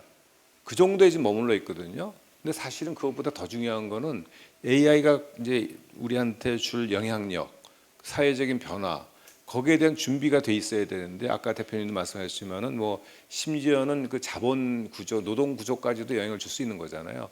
그걸 생각해야 되는데 아직은 그 생각을 못 하는 거예요. 그냥 일부가 그냥 이렇게 이슈로 생각하고 있는 거죠. 자, 그래서 이제 AI가 나왔는데 그 에이전틱 AI, 아까 대행자라 했죠. 지금 뭐 무수하게 만들어지고 있습니다. 에이전틱 AI가. 작년에 AI 거의 모든 회사가 전부 다 이거 만들고 있었어요. 왜? 이게 돈이 될 것 같으니까. 그래서 빅테크들은 엄청나게 큰 모델을 만들어서 나는 다 할 수 있어 하는 게 빅테크들이고 나머지는 이런 걸 만드는 거예요. 돈이 되니까. 그래서 에이전틱 AI가 지금 굉장히 많이 나오고 있고 또 이제는 AI가 그냥 저쪽 클라우드에 있는 게 아니라 이제는 걸어 나오잖아요. 그래서 피지컬 AI라고 그러잖아요. 뿐만 아니라 모든 디바이스 뭐 이런 데 다 AI가 들어가 있다 그러면 얘네들이 다 굉장히 지능적으로 이제 운영이 되는 거죠. 스스로. 그래서 그걸 우리가 on device AI라고 하고 그러니까 이런 식으로 AI가 우리 주변으로 막 파고드는 거예요. 우리가 안 쓸 수가 없잖아요. 그죠? 근데 쓰니까 상호작용하는 거고 상호작용하다 보면은 우리가 영향을 받을 수밖에 없다. 그래서 AI가 일상화됨으로써 좋은 것도 많죠.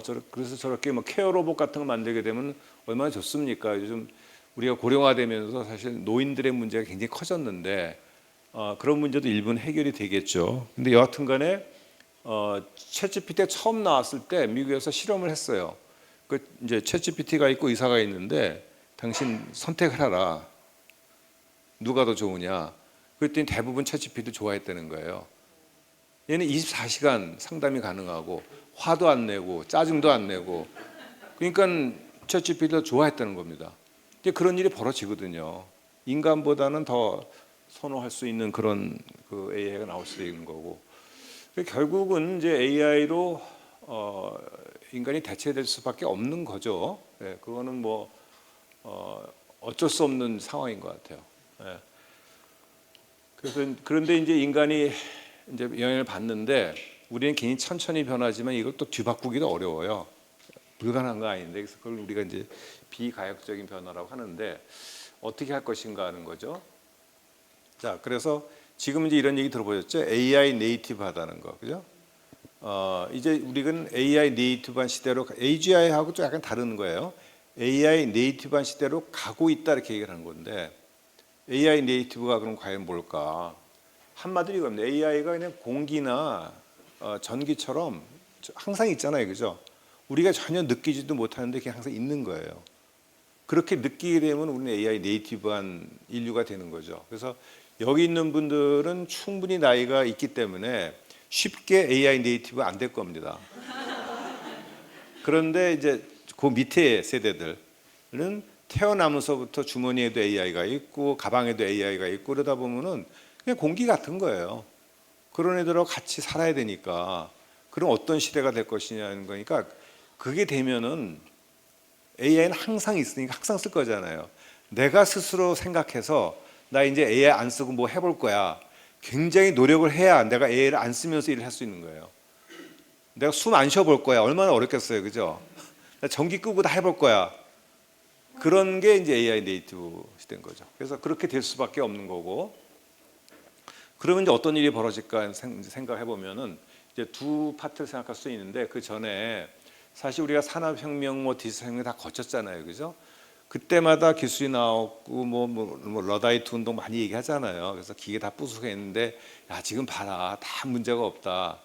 그렇게 얘기를 하는 사람들은 대부분 이제 기술 지향적인 사람들이죠. 저 같은 사람인데 저는 아니고, 저는 그 기술 한 사람이지만 그렇게 얘기 안 합니다. 그러니까 이게 뭐 시대가 변하면서 자연히 우리가 기술을 습득할 것이고 전혀 문제가 없을 거야. 저는 그렇게 얘기 안 하거든요. 근데 많은 사람들이 그렇게 얘기를 합니다. 자, 그때는 이제 그 공기가 해당하는 게 물리적인 동력이나 우리 이제 그런 피지컬한 어떤 파워를 줬기 때문에 뭐 정보 탐색이라는 거 있는데 지금 AI 네이티브 시대가 되니까 결국 뭐냐면은 어떤 지적인 여러분들 이게 지적 공동체라고 제가 들었는데 맞죠? 네. 맞죠?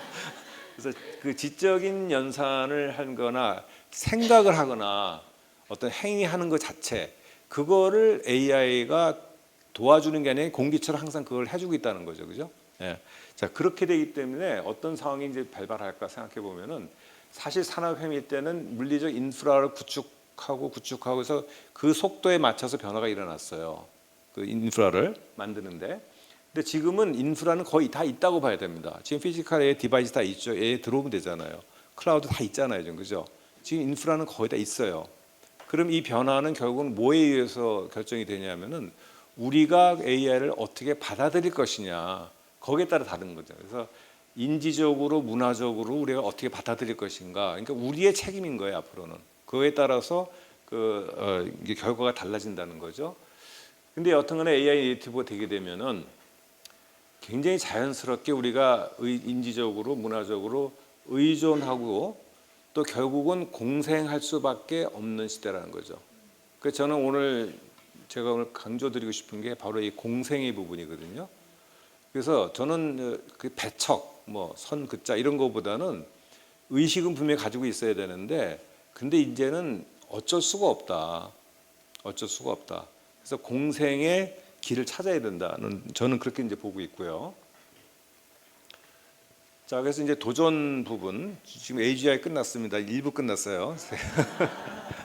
도전 부분인데 그 AI가 이제 네이티브하게 되면서 우리가 의존하게 된다 그랬잖아요. 근데 의존성이 부르는 위험이라는 게 있고 제가 3주에 한 번씩 그 칼럼을 쓰는데 그 맹성현의 AI 시대 생존 가이드를 쓰는데 이게 지지난번가에 제가 썼던 거예요. 그래서 우리 그 AI를 좀 많이 쓰면서 사람들이 굉장히 착각을 많이 합니다. 뭐 예를 들어 요즘은 뭐 공부할 필요도 없대. 그냥 질문만 잘하면 되는데 이런 착각들을 많이 하는데 그런 게 아니라는 걸 제가 좀 말씀을 드리는데 사실 그 중에 하나가 그 세상이 어떻게 변할 것인가에 대해서 좀 생각을 해보자는 겁니다. 그래서 개인하고 조직하고 뭐 국가 단위를 봤을 때 아주 간단히 말씀을 드리면은 개인은 소위 말하는 인식론적 위기가 올 수 있다. 무슨 얘기냐?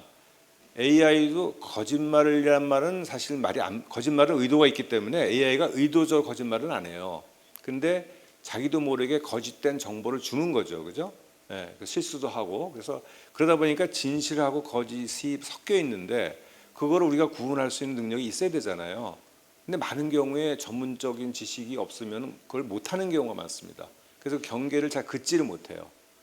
그 다음에 써보시면 알겠지만은 뭐 글을 쓴다. 그럼 대충 주면 얘가 샥 글 써주잖아요. 그 글이 꼭 내 글 같아. 그래갖고 막 자부심이 생기는 나도 이런 글 쓸 수 있어 그러는데 나중에 이러고 생각해 보면 기억이 하나도 안 나는 거예요. 내가 무슨 글을 썼는지, 그죠? 그냥 가이드만 줬잖아요. 그래서 결국은 내가 생각하는 거하고 AI가 생각하는 거하고 내가 쓴 거하고 AI가 쓴 거하고 경계가 자꾸 없어져요.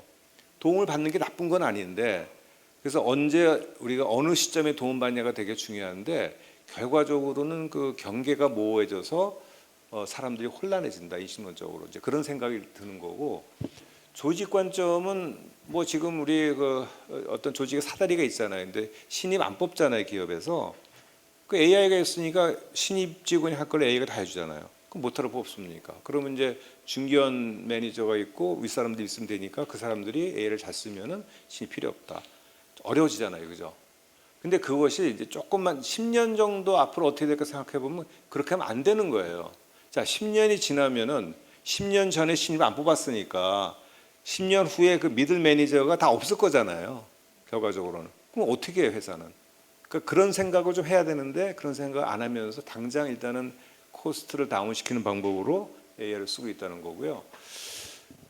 이제 오늘 뭐 민주주의 이제 말씀하셨는데 제가 뭐 그렇게 거대한 걸 제가 말씀드리긴 좀 그런 사람이긴 하지만 저는 어떤 게 있냐면은 저는 이제 지능에 관심 많은 사람이고 그 지능하고 관련된 어떤 행위에 대해서 관심 있는 사람인데 결국 AI 도움을 받으니까 의사결정을 굉장히 빨리 할 수 있습니다. 옛날처럼 숙고를 할 필요가 없어요. 그러니까 빨리 하죠. 빨리 하다 보니까 내가 생각이 별로 많지 않은 게 좀 정체가 돼 있어야 생각을 해야 되는데 그걸 못 하는 거잖아요. 그러니까 자신의 생각이 없으면은 어떻게 됩니까? 결국 민주주의라는 것도 이제 여러 사람의 생각이 모여지는 거잖아요. 근데 그런 그 능력에서 인간이 할 수 있는 능력을 좀 못하게 되는 이제 그런 부분이 있는 거죠. 그 아까 이제 말씀하신 것처럼 뭐 그런 비판 능력 이런 거 당연히 지금 우리 떨어지고 있고 그래서 오늘 시간이 없어서 제가 많이 저기 슬라이드 뺐는데 사실 제가 제일 걱정하는 거는 그겁니다. 사람하고 사람 사이에 소통을 안 하게 될 거라는 거죠. 그래서 이런 데는 굉장히 좋은 거예요. 그래서 뭐 저는 공동체 이런 거 제가 처음 와봤는데 이렇게 그런 의식을 가지고서 이렇게 공동체 의식으로 같이 공부도 하고 하는 거가 얼마나 좋습니까, 그죠? 그게 이제 인간 다움인데 결국은 AI가 항상 있단 말이에요. 그럼 여태까지는 내가 선배도 필요하고 옆에 친구도 필요하고 부모님 선생님 필요해서 정보도 교환하고 여러 가지 많이 했는데 얘가 다 해주니까 사람을 만날 이유가 점점 없어지는 거예요. 여기 계신 분들 어떤지 뭐 일반적으로 가정에 가보면은 아이들하고 부모님들하고 카톡으로 얘기 주고받잖아요, 그죠? 딴 방에 있으면서 얘기 안 하고 모여서 얘기하는 게 아니라 그냥 카톡으로 하잖아요, 그냥, 그죠? 예. 그게 지금 SNS 때문에 생긴 거잖아요, 그죠? 근데 AI가 온다 그러면 그건 훨씬 더 심각한 문제가 되는 거죠. 이건 SNS는 그냥 소통만 하는 건데 내가 문제를 해결해야 되고 뭐 알아볼 게 있는데 전부 다 얘가 다 해주니까 물어볼 이유가 없어요. 그 지금처럼 이렇게 선후배 관계 끈끈할 필요도 없는 거고 뭐 동료 마찬가지. 그래서 저는 그게 굉장히 좀 힘든 이슈라고 좀 보고 있고요. 그래서 이제 그냥 용어인데 얼마 전에 연구 결과가 나왔는데 사람들이 인지 위탁, 그러니까 커그니티브 오플로딩을 한다. 그래서 이것이 AI 시대의 가장 본질적인 변화일 것이다라고 그 기업에서도 그렇고 학자들이 얘기를 했어요. 그게 이제 무슨 얘기냐면은 지금 모든 인지작용은 내 머릿속에서 일어납니다. 그죠? 우리가 기억하고 판단하고 인지 다 머릿속에 일어나는데 이제는 그게 아니라는 거예요. 우리가 인지를 외주화시킨다는 거예요. 사실 제가 카이스트에 있을 때 그 엑소브레인이라는 과제를 10년 국가 과제를 했는데 그게 이제 AI 하는 과제였거든요. 자연어 처리하는 과제인데 그때 우리가 만들었던 엑소브레인이 바로 그겁니다. 뇌입니다. 바깥에 있는 뇌, 엑소브레인. 그때부터 우리가 그걸 만들려고 했어요. 이게 별 생각 없이 우리는 이제 뭐 바깥에 뇌가 있으면 편하겠지 해서 이제 만드는 건데 지금 AI가 이제 그 역할을 하고 있는 거거든요. 우리 바깥에서 우리 뇌의 일부를 담당하고 있는 거예요. 그래서 그렇게 되다 보면 우리가 인지작용 모든 것들이 이제는 여기서만 일어나는 게 아니라 여기 플러스 여기서도 일어나고 있다. 그런 상황이 돼버리는 거죠. 자, 그렇게 됐을 때 여기 딱 숫자가 나오는데 47세가 안 되시는 분들 잠깐 손 들어보실래요? 네, 좀 위험합니다. 위험하고 47세가 넘으신 분들은 괜찮대요. 이 연구가 그게 무슨 얘기냐면은 46세네요. 실세가 아니고 이제 46세가 넘은 사람들은 그 동안에 이미 인지작용을 많이 했기 때문에 그 브레인이 충분히 발달을 했고, 그래서 AI가 나와서 내가 좀 게을러질 수 있지만 내가 근감소가 됐을 때 이제 헬스 가면은 근력 보충하듯이 이제 인지작용을 안 하더라도 그것도 보충이 가능하다는 거예요. 원점 돌아갈 수 있대요. 근데 46세가 안 되는 사람들은 그 돌아가는 것 자체가 안 될 수도 있고, 왜냐 그런 그 인지적인 그 근육을 잘 키우지를 못한 상태에서 AI를 가지게 되면은 그거는 이제 영구적으로 그렇게 될 수도 있다는 거죠. 그래서 아예 형성이 되지 않은 근육이 있을 때는 이제 어떨 거냐 이렇게 되는 거죠. 그래서 특히 이제 어린 아이들한테 경고를 해야 되는데, 애초에 이런 그 인지적인 근육을 발달시키지 못하게 되는 거예요, 말하자면. 너무 의존하다 보니까. 그래서 그거를 우리가 굉장히 경계를 해야 될 거다 하는 거고. 그래서 이거는 이제 그 젊은 세대의 변하는 모습을 좀 캡처를 해본 건데, 이제 극단적인 인지 효율성을 추구를 하죠. 우리 대학생들 요즘 보면은 과제 뭐든지 다 AI를 할 거잖아요, 그죠? 근데 학생들이 AI를 쓰는 그 죄입니까? 죄는 아닌데 교수들이 나서 갖고 불법 행위라고 막 그러거든요. 그 절대로 그러면 안 되죠. 그거는 어차피 쓰라고 나온 건데 쓰는 걸 가정을 하고 강의도 하고 과제도 내고 그러는데 옛날식으로 막 하면서 AI 썼다고 막 뭐라고 부정행위라고 하고, 절대 그러면 안 되는 건데, 여하튼 간에 이제 학생들 입장에서는 굉장히 모든 걸 쉽게 할 수 있는 시대가 됐다고 생각해서 야호하고 이제 좋아하는데, 그게 결과적으로는 어떤 인지적인 나태 현상으로 발전한다는 거죠. 생각을 안 하게 되는 거잖아요, 그죠? 그래서 아까 말씀드렸던 그런 그 커뮤니티 오플로딩 상태가 되는데, 이제 뭐 당연히 거기서 생기는 문제가 많은데, 한편으로는 이런 얘기를 해요. 아니 그게 왜 문제입니까? 내가 얘 써보니까 내가 10시간 걸려서 할 거를 뭐 30분이면 하고, 그러면 9시간 반이 남았으니까 그동안에 딴 걸 할 수 있다. 그래서 막 돌아가면서 일을 막 시키는 거예요, 여러 AI한테. 근데 내 주위에서 AI가 막 돌아가고 있는 거예요. 그죠? 그러면은 이제 다 주고 돌아와 보면 결과 나오고 이럴 거잖아요. 결과적으로 보게 되면은 옛날에 내가 1시간에 한 가지를 했는데 지금 내가 10가지를 할 수 있어, 이렇게 되는 거예요. 그래서 그거를 우리가 보통 슈퍼 휴먼이라고 합니다. 이젠 슈퍼 휴먼이 될 수 있는 시대가 됐고, 사실 그런 사람들이 있어요. 제 주위에도 있었고, 근데 그 사람들 제가 이렇게 보고 있으면은 분명히 어떤 그 기능적으로 봤을 때는 많은 일을 했는데 그런 것들이 기억에 안 남아 있을 것 같아요. 왜냐하면 우리가 계속 걱정을 하고 몸을 쓰고 하면서 뭔가 기억이 되는 건데, 일을 많이 했지만은 아까 하셨던 것처럼 전혀 시간이 남지가 않는 거예요. 이걸 하면서 시간이 세이브가 되니까 다른 걸 하게 되잖아요, 그죠? 그래서 그런 일이 벌어져서 굉장히 여유 없는 인간이 될 수밖에 없다, 이렇게 되는 거고. 그 다음에 AI를 많이 써보시겠지만 나보다 훨씬 똑똑하잖아요. 아까 뭐 IQ도 뭐 148이 나오는데 뭐 비교가 됩니까, 저랑? 그래서 이제 그 특히 이게 교육으로 들어왔을 때, 지금 이미 들어오고 있죠. 그리고 해외 기업, 지금 빅테크들은요, 한국의 교육 시스템에 굉장히 관심 많이 갖고 있어요. 한국에 들어와서 대학교마다 대학교에 필요한 그런 AI를 갖춰주면은 그 학생들이 다 쓸 거잖아요. 그러면은 자기네 AI를 구독해야 되는 거잖아요. 그 구독료가 엄청난 거거든요. 그래서 교육 시스템을 만들어주는 거는 뭐 좋을 수는 있는데, 근데 여하튼간에 거기에 의존을 하게 만들어 버리는 이제 그런 현상이 나오고 있고, 그래서 하여간 AI를 사용해서 뭐 학습도 할 수 있게 다 좋은데, 요즘 에이전트가 나오니까 뭐 이렇게 에이전트를 일 시켜갖고 아침마다 9시에 나한테 뭐 오늘 뉴스 다 요약해줘, 아니면 뭐 저기 주식 알려줘. 그래서 모든 걸 다 받잖아요. 그러니까 거기에 따라서 움직이다 보니까, 여러분 마라톤 하셨나 보는데 페이스메이커라는 거 있잖아요. 같이 뛰어주는 사람. 내가 너무 오버스피드 할까봐 같이 뛰어주는 사람인데, AI가 결국은 어떤 페이스메이커 역할을 지금 하고 있다는 거죠. 근데 그거 무슨 얘기냐면은 내가 스스로 조절하는 게 아니라 AI한테 맡기는 거예요, 모든 나의 라이프를. 그래서 결국은 자기 주도성을 상실할 그 위험이 굉장히 많다. 그래서 저는 이 용어를 조금 과격하게 자기 가축화가 된다. 우리가 AI의 가축화를 하는 거를 스스로 조장을 하는 거예요. 스스로. 저는 그렇게 보여요.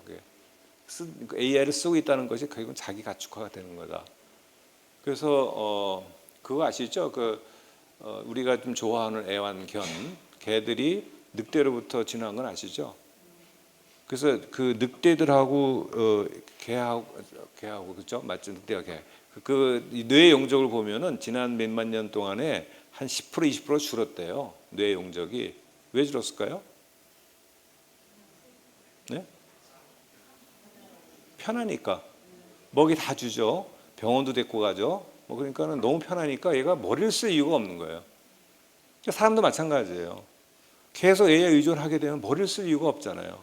지금 정신 노동이라는 것이 자동화가 돼 있기 때문에 육체 노동이 아닌 게 정신 노동을 장악하기 때문에 머리를 쓸 필요가 없어요. 그러면 결국은 퇴화할 수밖에 없다는 거고.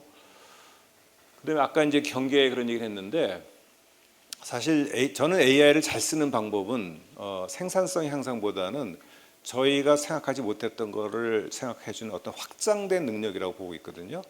그래서 아까 제가 무슨 뭐 그런 예술성에 말씀을 드렸는데 그래서 그런 확장된 능력이 되게 중요하죠. 그래서 그런 식으로 저는 AI를 써야 된다고 생각하는데 그런데 시간이 지나면은 이거 내가 그린 거야, 네가 그린 거야 구분이 안 가는 거예요. 경계를 짓기가 굉장히 어려워요. 그래서 거기서 자기 정체성도 굉장히 혼란이 오게 돼 있고 그런 거죠. 그래서 이제 이런 이슈들이 이미 젊은 세대들한테는 발생하기 시작했다는 거고요. 그래서 아까 지금 제가 시계를 참 시간 안 보고 했는데 시간 얼마큼 더 남았어요? 많이 남았어요? 네, 천천히 할게요. 많이 얼마큼요?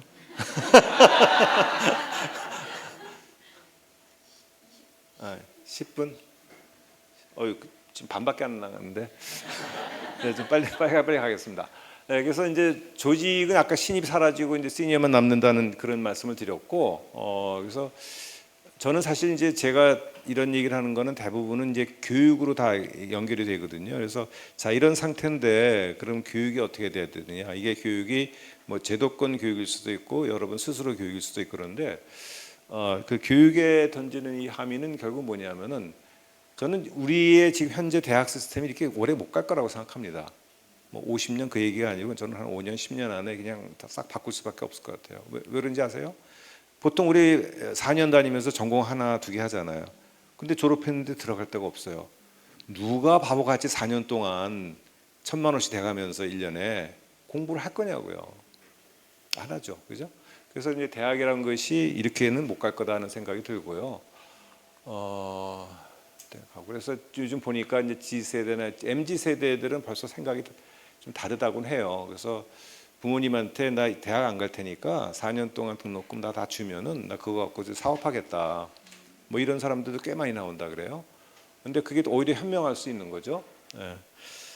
그래서 이제 그리고 실질적으로 보면은 이건 미국의 케이스인데 이제 왼쪽에 보시면 기업 이름이 나오죠. 뭐 구글, 애플, MS, IBM 굉장히 큰 기업들 나오고 쭉 밑으로 내려가면 연방 정부, 주정부 나오는데 뭐냐면은 이런 기업들뿐만 아니라 주정부, 연방 정부에서 대학 졸업장을 요구를 안 한다는 겁니다. 우리 그거 볼 필요 없다. 그리고 구글은 옛날부터 그랬어요. 어느 학교 나왔고 뭐 성적이 뭐고 그거하고 얘 퍼포먼스하고 전혀 관계가 없다는 거를 옛날부터 알았대요. 그래서 대학 졸업증 요구 안 하죠. 물론 분야에 따라 다르긴 좀 해요. 근데 특히 이제 뭐 이런 소프트웨어 디벨롭 이런 데는 대학 졸업증 안 보겠다는 거고. 그래서 그럼 어떻게 사람 뽑느냐? 자기네 나름대로의 스탠다드 테스트가 있든지 자기네 나름대로 역량 테스트를 뭔가 한대요. 그래서 그것에 의해서 뽑는데 그게 졸업장하고는 연관성이 별로 없다는 거죠. 그러니까 대학에서 뭘 배웠냐고는 큰 상관이 없다는 거죠. 죄송합니다. 이 지적 공동체인데 공부하지 말라고 지금 말씀드린 것 같아서. 근데 전공을 이렇게 할 필요 없다는 거죠. 그러니까 공부는 필요한데 꼭 하나 두 개 전공하고서 바로 직장을 잡고 하는 그 패턴은 이미 이제 무너지기 시작했다는 겁니다. 그래서 그걸 저희가 이해를 해야 될 것 같고, 저는 놀라운 게 연방 정부, 주정부 차원에서도 지금 대학 졸업장을 요구하지 않는다라는 거에 참 우리하고는 다르구나 하는 생각을 갖게 되죠. 자, 그래서 이제 전체적으로 좀 한번 요약을 해보면은 사실 제가 정신노동의 자동화라는 게 키워드라고 말씀드렸잖아요. 그 정신노동이 자동화되면서 이제 큰 두 갈래는 하나는 일단은 여러 산업에서 AI를 적용하니까 지금 기업들은 뭐 이제 과연 ROI가 나오느냐, 뭐 AI를 그게 AX, AI 트랜스포메이션 했는데 이게 뭐 돈도 많이 들고 힘만 많이 들었는데 별 의미가 없다 이런 얘기 좀 많이 나오곤 있어요, 그죠? 근데 그거는 잘 못했기 때문에 그런 거고. 근데 여튼간에 저희들한테 중요한 거는 이제 일자리 노동 이슈 있는 거잖아요. 여러분 이제 주로 대부분 이제 일주일에 5일 일을 하는데 AI가 다 해버리니까 일주일에 하루면 다 끝난단 말이에요. 그 여러분 4일 동안 뭐 하실 것 같아요?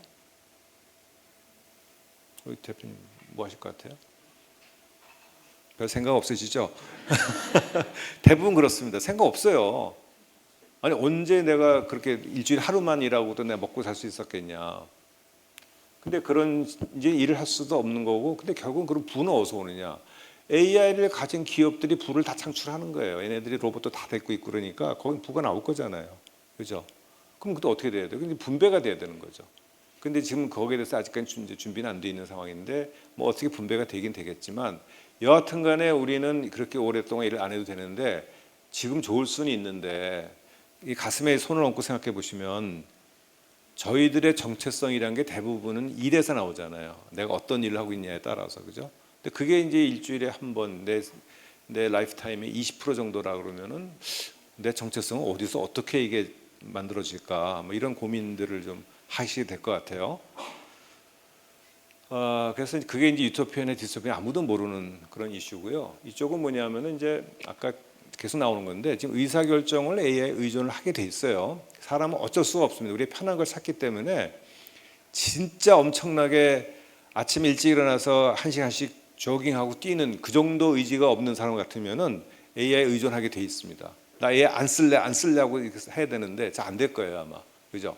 그래서 의존하게 되고 아까 소통 약화되는 거 말씀드리고 가축화된다는 이건 거의 저는 이런 순서로 갈 거라는 생각이 들거든요. 스스로 저희가 노력하지 않으면. 그래서 그것이 이제 저로서는 이걸 그럼 어떻게 이걸 우리가 교육을 통해서 바꿀 수 있겠는가 하는 생각인데 넘어가겠습니다. 자, 그래서 이제 마지막 근데 무엇을 해야 할까? 그래서 제가 답을 미리 알려드렸죠. 답이라기보다 방향성인데 공존을 하는 방법을 찾아야 된다. 공존. 여러분 다 공존하고 있잖아요, 그죠? 어떻게 하고 계신지 아시죠? 공존 어떻게 하는지. 어떻게 합니까, 공존? 서로 인정하는 거죠. 상대방을 알아야 되잖아요, 그죠? 그래서 제가 하는 이겁니다. 지피지기 백전불태다. 그러니까 P는 여기서 AI잖아요, 그죠? AI를 알아야 되고 지기 인간을 알아야. 그러니까 AI 시대인데 왜 인간을 되돌아봐야 됩니까? 하는 그 질문이 굉장히 중요한 거예요. 지피지기 공존하려니까 내가 나를 알아야 돼요. 나 아는 것 같지만 모르잖아요, 일반적으로, 그죠? 그래서 인간을 나라는 게 여기서는 그냥 한 셀프를 얘기하는 건 아니고 인간이 뭔지를 좀 알았으면 좋겠다. 그 생각을 하자는 거죠. 그래서 이제 인간인데, 그래서 지기가 이제 인간을 안다는 건데 인간을 안다는 거 하면 뭐 딱 생각나는 게 뭐 있어요? 소크라테스, 예, 좋습니다. 예, 소크라테스. 예, 또 인간을 알자 그러면 다 떠오르는 거 뭐 없어요? 인문학, 그렇죠. 대부분 사람들이 이제 인문학 얘기를 합니다. 인문학. 그래서 이게 굉장히 중요하죠. 예, 중요하고 저도 뭐 계속 저도 책도 많이 보고 하고 하는데 저는 이제 지능을 다루는 사람이니까 그것보다는 제가 다른 면을 부각시키고 싶은데 인간 지능의 다양성을 좀 이해하자. 그냥 인문학도 좋지만 또 하나는 뭐냐면은 우리가 생물체잖아요. 기계가 아니잖아요. 실리콘으로 만들어진 게 아니잖아요, 그죠? 그러면 생물체로서 인간이 가지고 있는 본성이 뭔가를 생각해 봐야 된다는 겁니다. 그러니까 거기서부터 저는 답이 나온다고 생각을 해요. 이쪽을 보게 되면 우리 뭐 IQ 아까 보셨지만 EQ도 있고 뭐 소셜 코션트도 있고 콜라보레이션 뭐 굉장히 많이 있는데, 그러니까 인간의 능력이 굉장히 다양한데 우리는 그 동안에 주로 IQ 갖고만 놀았다는 거죠, 그죠? IQ 갖고 놀았다. 그리고 지금 하워드 가드너라고 이제 하버드 대학의 교수인데 교육학 하신 분이고 심리학 하신 분인데 옛날에 이렇게 인간의 지능이 많다라는 거를 이렇게 선언을 했어요. 사실 뭐 이것도 읽어보면은 근데 끄떡끄떡 하잖아. 이게 다 인간이 가지고 있는 그런 능력이라고 보는데 이거를 지능이라고 생각 별로 안 했던 거예요. 근데 지금 보면은 밑에 가운데 뭐 대인관계 지능, 자기 성찰 지능, 뭐 자연동화, 존재 이런 것들도 지능인데 그건 우리는 인간의 본성이라고 생각했지만 지능이라고 생각 안 했어요. 그죠? 근데 이것도 다 지능이라니까 지능이라는 건 개발이 될 수 있는 거잖아요. 우리가 처음에 나온 언어 지능, 논리 수학 지능 이거는 너무나 익숙하죠. 그죠? 우리 수능 시험에 다 나오는 거잖아요. 대학 그러니까 학교에서 전부 다 지금 그런 지능만에만 초점을 두고서 교육한 거잖아요. 그런데 그럼 그게 중요하지 않단 말입니까? 그게 아니고 중요는 한데 AI가 이런 걸 너무 잘한다는 거예요. 논리중 수학 이런 건 AI가 우리보다 월등하게 낫잖아요. 그러면은 지금 제가 AI라고 하고서 딱 보고 있으면은 인간들이 너무 한심한 거예요. 아니 AI가 이렇게 잘하는데 여전히 그쪽에 수능 시험 보고 학교에서 그거 가르치고 뭐 일주일에 10시간씩 강의하고 수업하고 너무나 우스운 거예요. 그게 AI하고 대적이 안 될 텐데 공부하지 말자는 얘기 아닙니다. 그러니까 기본기는 갖춰야 되는데 거기에 그냥 올인해 갖고 그걸로 완전히 목숨 걸고 그렇게 하는 거는 너무 웃기는 거잖아요. 그러니까 AI가 봤을 때는 다 도토리입니다. 도토리 키즈 얘기야, 도토리 키즈 얘기. 그거 못하란다는 거예요. 그죠? 그 생각을 좀 하자는 겁니다. 그거를. 이쪽은 뭐냐면 이제 굉장히 이쪽도 할 얘기가 많은데 이제 간단히 말씀을 드리면 여러분 느낌이라는 거 생각해 보세요. 느낌. 내가 느낄 수 있다라는 거. 자, 배가 고프다, 졸리다, 뭐 여러 가지 느낌이 있잖아요, 그죠? 그 느낌이 어디서 올까요? 생각해 보신 적 있어요? 느낌이 어디서 올까요? 뇌에서 일단 오겠죠. 또 그거는 그냥 학원에서 배울 수 있는 그런 답인 것 같고 뇌, 예. 감각기관에서도 오죠. 감각기관을 받아야 이제 그 인풋이 되는 거고. 근데 이제 그 뇌신경 과학자들의 연구에 의하면 느낌이란 건 어디서 하면 우리 몸에 있는 장기에서 온다는 거예요. 허파도 있고 뭐 장기가 많잖아요. 그러면 뭐 애절한 음악, 애가 끊어질 듯한 거죠. 애가 어디 있습니까? 그것도 장기잖아요, 그죠? 그 다 우리 보면 장기하고 연관이 돼 있어요. 그래서 장기, 그러니까 근데 인간의 뇌가 중요한데 그러니까 인간이 살아남으려면 뇌가 우리 몸을 전부 다 모니터링 하고 있어야 돼요. 지금 배가 고픈 건지 뭐 어디가 아픈 건지 그걸 모니터링 하고 있어야 내가 어떤 액션을 취하잖아요. 그죠? 그래서 결국은 뇌하고 장기하고 같이 이제 협업을 해서 그 느낌이란 게 생기고 뇌는 내 장기가 어떤 상태인지 이미지를 갖고 있게 됩니다. 그다음에 감각기관을 이용해서 소리도 듣고 다 보잖아요. 내 주위에 뭐 호랑이가 있는지 그걸 보잖아요, 그죠? 그래서 외부에 있는 거를 우리가 받아들여서 뇌에서 모델을 만들고 내부에 있는 장기를 우리가 심적 이미지를 만들어서 둘 다 갖고 있는 거예요. 그래서 그 두 개를 가지고서 왔다 갔다 하면서 이제 결국은 생존한다는 거죠. 자, 그래서 그걸 통해서 이제 느낌이라는 게 만들어진대요. 근데 느낌이 안 만들어지면 여러분 감정적인 걸 할 수가 없잖아요, 그죠? 그래서 저기 나와 있는 이제 느낌이 있기 때문에 우리가 욕망도 할 수 있고, 그다음에 호기심도 가지고. 그러니까 자녀들이 혹시 얘는 너는 이렇게 호기심이 없냐 야단치지 말고 얘가 느낄 수 있나 없나 보셔야 돼요. 느낌이 없어서 그럴 수도 있어요. 느낌이 없어서. 그러면 그게 어떤 센서의 문제일 수도 있는 거죠, 그죠? 그래서 하여간 느낌이라는 게 되게 중요하다는 거고. 또 하나는 이제 이건 개인적으로 봤을 때 제가 여기서 경험을 하고 모든 게 다 개인적인 경험인데 책으로만 보는 거 말고는 다 우리가 몸으로 경험하잖아요. 그래서 그 경험을 이제 경험이란 것이 결과적으로는 인간이 하고 있는 여러 가지 그 의식적인 작용 그런 거하고 바로 연결이 돼 있다. 그래서 전 느낌하고 경험이 중요한데 이 말씀 왜 드릴까요? 그러니까 지금 우리는 계속 뇌 지적인 것만 많이 생각했는데 이런 느낌하고 그러니까 안다는 거하고 느낀다는 건 다른 거잖아요. 분명히 다르죠, 그죠? 그래서 이제는 knowing 아는 것도 중요한데 이제 느끼는 게 굉장히 중요하다. 느낄 줄 알아야 된다는 거죠. 그리고 경험을 많이 함으로써 또 그것이 보강이 된다는 거죠. 그래서 그런 관점에서 제가 말씀을 좀 드리고 싶었고요. 이건 제가 무슨 영재 고등학교 교사들 모임에서 제가 그 사람들이 만들었던 건데 그냥 나름대로 괜찮다고 해서 갖고 온 건데 지능이 이제 여러 가지 있다 그랬잖아요. 그래서 그거 하고 꼭 영재라고 안 보셔도 됩니다. 그러니까 이제 여러분 다 영재니까 여기. 예. 여러분들을 위해서 혹은 자식들을 위해서 뭐 후배들을 위해서 생각했을 때 어떤 능력이 필요한가 그러면 우리가 알고 있는 거 많아요. 뭐 창의성, 추론, 문제 해결, 이런 거 다 우리가 여태까지 생각했던 겁니다. 그래서 지금 뭐냐면은 각 요소가 있고 그다음에 그 생성형 AI가 나오기 전하고 후를 제가 비교를 해놓은 거예요. 여전히 모든 게 중요한데 생성형 AI가 나오고 나서는 어떤 것들은 이제는 덜 중요하다는 겁니다. 왜? AI가 있기 때문에, AI가 대체제가 되기 때문에 우리가 구태여 그거를 최고로 할 필요는 없다는 거죠. 그래서 이제 창의성 같은 게 남아 있고, 그다음에 통찰력 남아 있고, 밑으로 가면은 좀 비인지적인 그런 능력들, 그래서 경험을 내지 한다든지 호기심을 갖는다든지 이런 것들이 지금으로서 오히려 더 영재성을 개발하는데 훨씬 좋다는 거죠. 가운데 이제 뭐 추론 속도 및 정확성, 기억력 이거는 그냥 하드웨어입니다. 이건 타고난 거예요.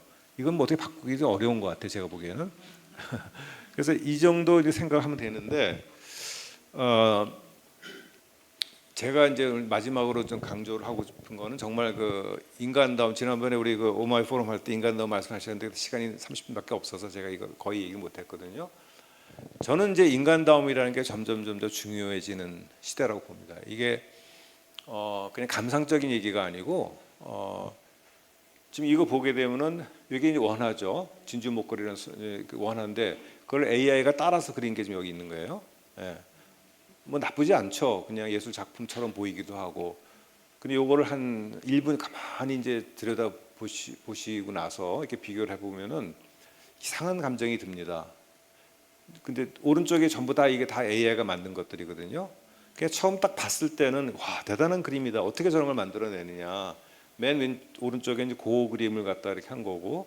근데 이걸 계속 보고 있으면요, 저는 마음이 안 편해져요. 약간 어떤데 약간 구역질이 난다는 느낌이 들 때도 있고. 그래서 AI가 만든 거를 계속 보고 있으면, 특히 그림을 보고 있으면 저는 편하지가 않습니다. 여러분들은 모르겠어요. 편하다 그러면은 좀 덜 인간적일 수도 있는데.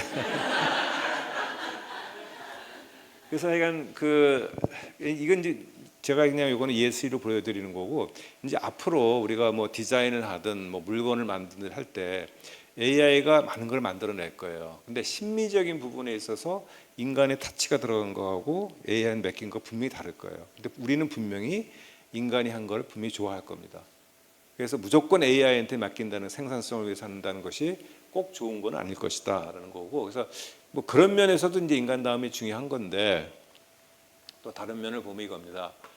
그래서 저는 이제 인간다움이 도대체 뭐냐 이게. 그래서 제가 지금 요즘 연구를 좀 하고 있어요. 그리고 책을 쓸 때도 좀 연구를 했었고, 여기 보시면은 이제 김기현 그 서울대 철학과 교수인데 책이 제목이 인간다움이에요. 그래서 그 책을 바로 내가 사서 봤죠. 이제 무슨 얘기를 하고 있나. 그랬더니 이분이 철학자니까 이제 인간의 히스토리를 쭉 보면서 인간다움에 대해서 여러 가지 뭐 사례를 들고 이제 정리를 해놨는데 핵심은 이거더라고요. 인간은 옛날에 공감 능력을 키우기 시작했다. 그래서 공감 능력을 제일 먼저 인간다움으로서 내세우고, 그 다음에 이제 뭐 계몽주의 나온 게 이성이 이제 발달하기 시작했다. 그래서 이성을 가진 것이 또 인간이다라고 얘기하는 거고, 그 다음에는 이제 자유를 찾아 나섰다 해서 요 세 가지를 핵심으로 해서 이제 그 섹션이 나눠져 있고 책 한 권이 다 완성이 되어 있습니다. 그래서 요건 한번 보셔도 좋을 것 같은데, 그 맨 뒤에 보면 이제 AI 얘기가 조금 나오고요. 자, 이렇게도 물론 인간다움을 이제 정리할 수 있지만 이건 좀 학술적인 얘기고, 제가 인간다움 얘기를 하다 보니까 무슨 단톡방도 들어가 있는데 거기 어떤 그 문화 쪽에 하셨던 분이 정리했는데 너무 잘한 거예요. 꿈꾸고 느끼고 성찰하면서 관계 속에서 울림을 만들어낸 능력이 인간다움이다. 얼마나 멋있습니까, 그죠? 중에 확 닿오더라고요. 참 멋진 말이다. 제가 생각하고 있던 것들을 뭔가 압축을 잘 해놔서 제가 여기다 지금 보여드리는 거고,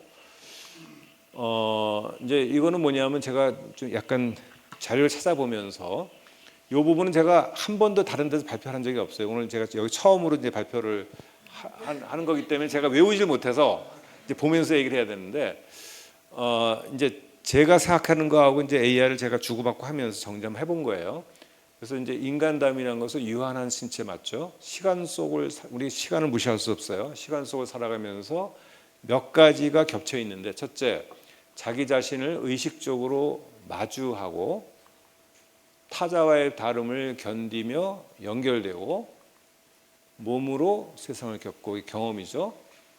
그 겪음의 의미를 부여하면서 흔적을 남기고 싶어요. 그죠? 우리는 그다음에 자신을 넘어서는 무엇에 자기를 내어주는 이게 무슨 뜻일지 한번 생각해 보시면 좋을 것 같은데 그래서 이런 것들이 다 같이 존재하는 그 양식을 우리는 이제 인간다움이라 할 것 같다 이렇게 정리를 한번 해본 거예요. 정리한 거고 이제 요거 하나하나에서 생각을 좀 많이 해봐야겠죠. 근데 그래서 하다 보니까 이제 그 인간다움을 우리가 판단해보는 영역이 생기더라고요. 그래서 자기 내면에 관한 영역이 있고 또 관계하고 소통에 관한 게 있고 그다음에 신체 감각, 창조하고 상징을 할 수 있는 능력, 심볼릭한 능력이 있고 영성이나 초월하는 능력, 그다음에 밑에가 이제 시민 역사 이런 영역이라고 제가 보이는데 그래서 이런 거 하나하나를 이제 우리가 생각을 좀 많이 해봐야 되고 저는 이런 걸 지금 제가 집필을 좀 하고 있는 단계이긴 합니다 지금.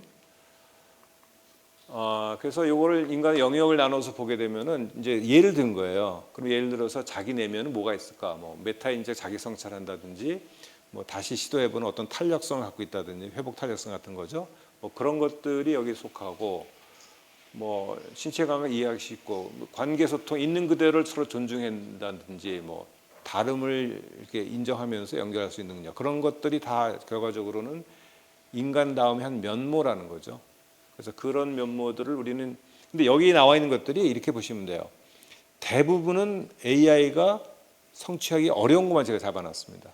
대부분 전부는 아니에요. 어떤 것들은 AI가 지금 조금씩 하는 것들이 있는데 그래서 이제 영성 같은 거, 뭐 보이지 않는 것을 믿고 사는 능력이라든지 인간이 언어 만들고 서로 이제 공동으로 커뮤니케이션하면서 종교도 만들고 그랬잖아요. 그래서 그런 것들이고 맨 밑에 시민 역사는 누군가를 지키기 위해서 일어서는 뜨거움, 뭐 후세를 위해 오늘을 심는 어떤 시간 감각 이런 것들이 다 이제 이런 것들은 없는 거예요 AI한테는. 제가 이제 AI를 연구한 사람이니까 저는 이런 거 하나하나 보면서 지금 AI는 못해. 근데 이게 좀 되면은 이건 좀 하겠네. 이런 걸 제가 좀 따져보고 있는 건데. 그래서 제가 보기에 인간다움 영역 이런 게 있고 그래서 이제 미래 세대 교육을 위해서 제가 그 책에도 9가지 역량을 해놓은 게 있는데 그걸 좀 정리한 겁니다. 정리한 거 다 보여드릴게요. 그래서 크게 보면은 그 인간의 생존을 위한 기본 역량이 있다. 그래서 제가 아까 무슨 언어지능, 수학지능 그거를 올인할 필요 없다는 거지 하지 말라는 거 아니잖아요.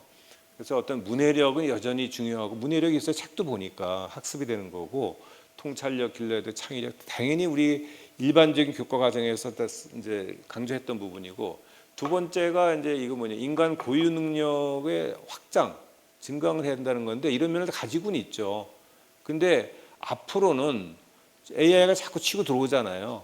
치고 들어오는데 무방비로 있을 수는 없으니까 인간이 더 잘하는 거를 더 개발을 해야 되는데 그게 가운데 거라는 거죠. 그래서 정서적인 인간다움, 그다음에 뭐 공감에 기반해서 협업할 수 있는 능력, 굉장히 좋은 그런 예인데 또 경험 기반을 해서 능력을 체화하는 거.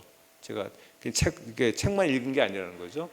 그다음에 이제 AI 시대가 됐기 때문에 알아야 할 건 당연히 AI 리터러시 알아야 되는 거고 또 어떤 지식 정보 진위를 판단할 수 있는 그런 능력, 그다음에 변화에 적응하는 이런 것들이 다 필요한데 맨 위는 좀 기초적인 역량이고 두 번째는 좀 비판적 관계 사고에 관련되는 거고 세 번째는 개체 중심인데 제가 마지막으로 더한 게 하나 있어요. 이건 제 책에 없었던 건데 생각해 보니까 이런 게 있는 것 같아요.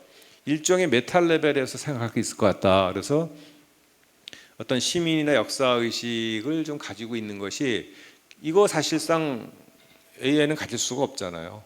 저는 가질 수 없다고 보거든요. 그래서 그런 것들을 이제 갖추는 게 우리가 해야 될 일 중에 하나라는 거고요.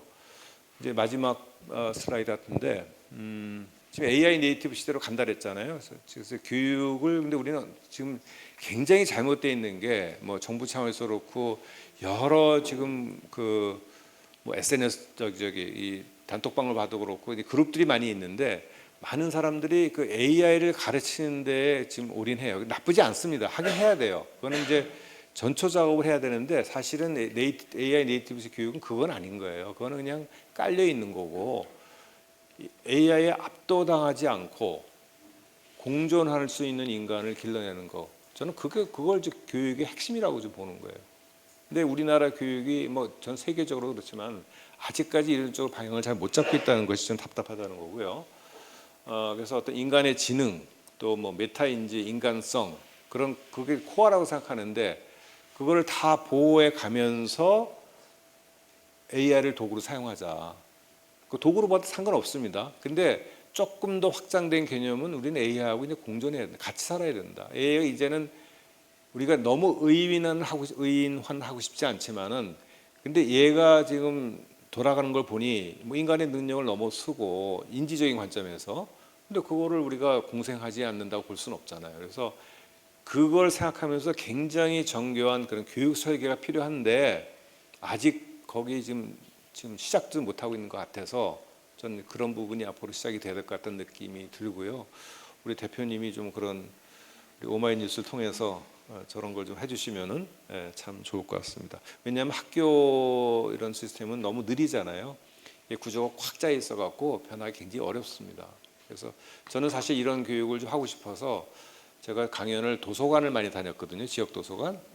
그래서 여기 도봉구에 그 뭐였죠? 김근태 도서관도 제가 갔었는데 갈 때마다 제가 이렇게 느껴요. 그 지역의 도서관이 얼마나 훌륭한 것들이 있고 또 그 강연 오시는 분들도 보면은 대부분 이제 저녁 때 하는데 피곤한데도 불구하고 뭐 다 잘 들으시고 질문도 잘하고 그래서 아 이게 전국에 도서관이 많으니까 그 도서관을 좀 풀뿌리 좀 연결하게 되면은 이런 교육이 가능하지 않을까 좀 그런 생각을 좀 해봤습니다.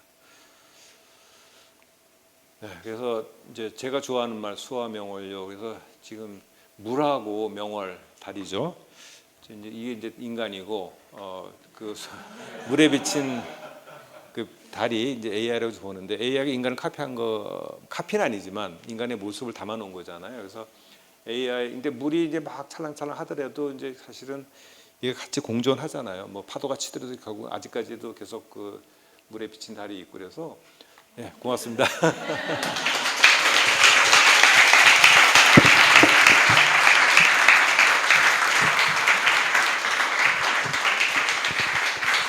아, 2부가 정말 두 분 덕분에 정말 꽉 찼고요. 특히 우리 맹서원 교수님 같은 경우는 과학자에게 듣는 인문학 시간이 그 누구에게 들은 것보다 더 깊게 다가왔던 것 같습니다. 마치 있잖아요. 사티가 뜨거운 눈물을 흘릴 때 그 눈물이 더 값지게 느껴지는 것처럼. 그리고 더군다나 AI를 만드신 분께서 자기 가축화하지 마라라는 위험을 말씀하실 때 그게 더 크게 다가왔달까요? 그래서 이런 귀한 강연을 듣게 돼서 저는 궁극적으로 이 포럼을 제안해 주신 의원님께 너무 감사한 마음이 들었던 시간이었습니다. 다시 한번 감사의 박수 보내드리겠습니다.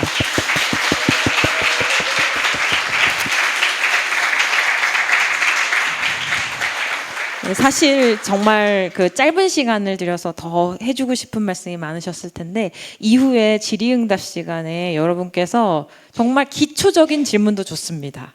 이게 어떤 질문이 있든 다 받아주실 것 같아서요. 질문 준비하시는 시간으로 또는 쉬는 시간으로 20분을 드리려고 하는데요. 지금부터 20분 쉬는 시간을 갖는데 혹시 이 건물 처음 오신 분들 계실 거예요. 인간다움을 느끼시는 경로로 저는 옥상을 좀 추천드립니다. 이렇게 쭉 나가시면 음료랑 간단한 다가 있는데요. 그거 들고서 이제 옥상 한번 좀 구경하시다 보시면 시간 되실 것 같아요. 네, 쉬고 10분에 뵙겠습니다.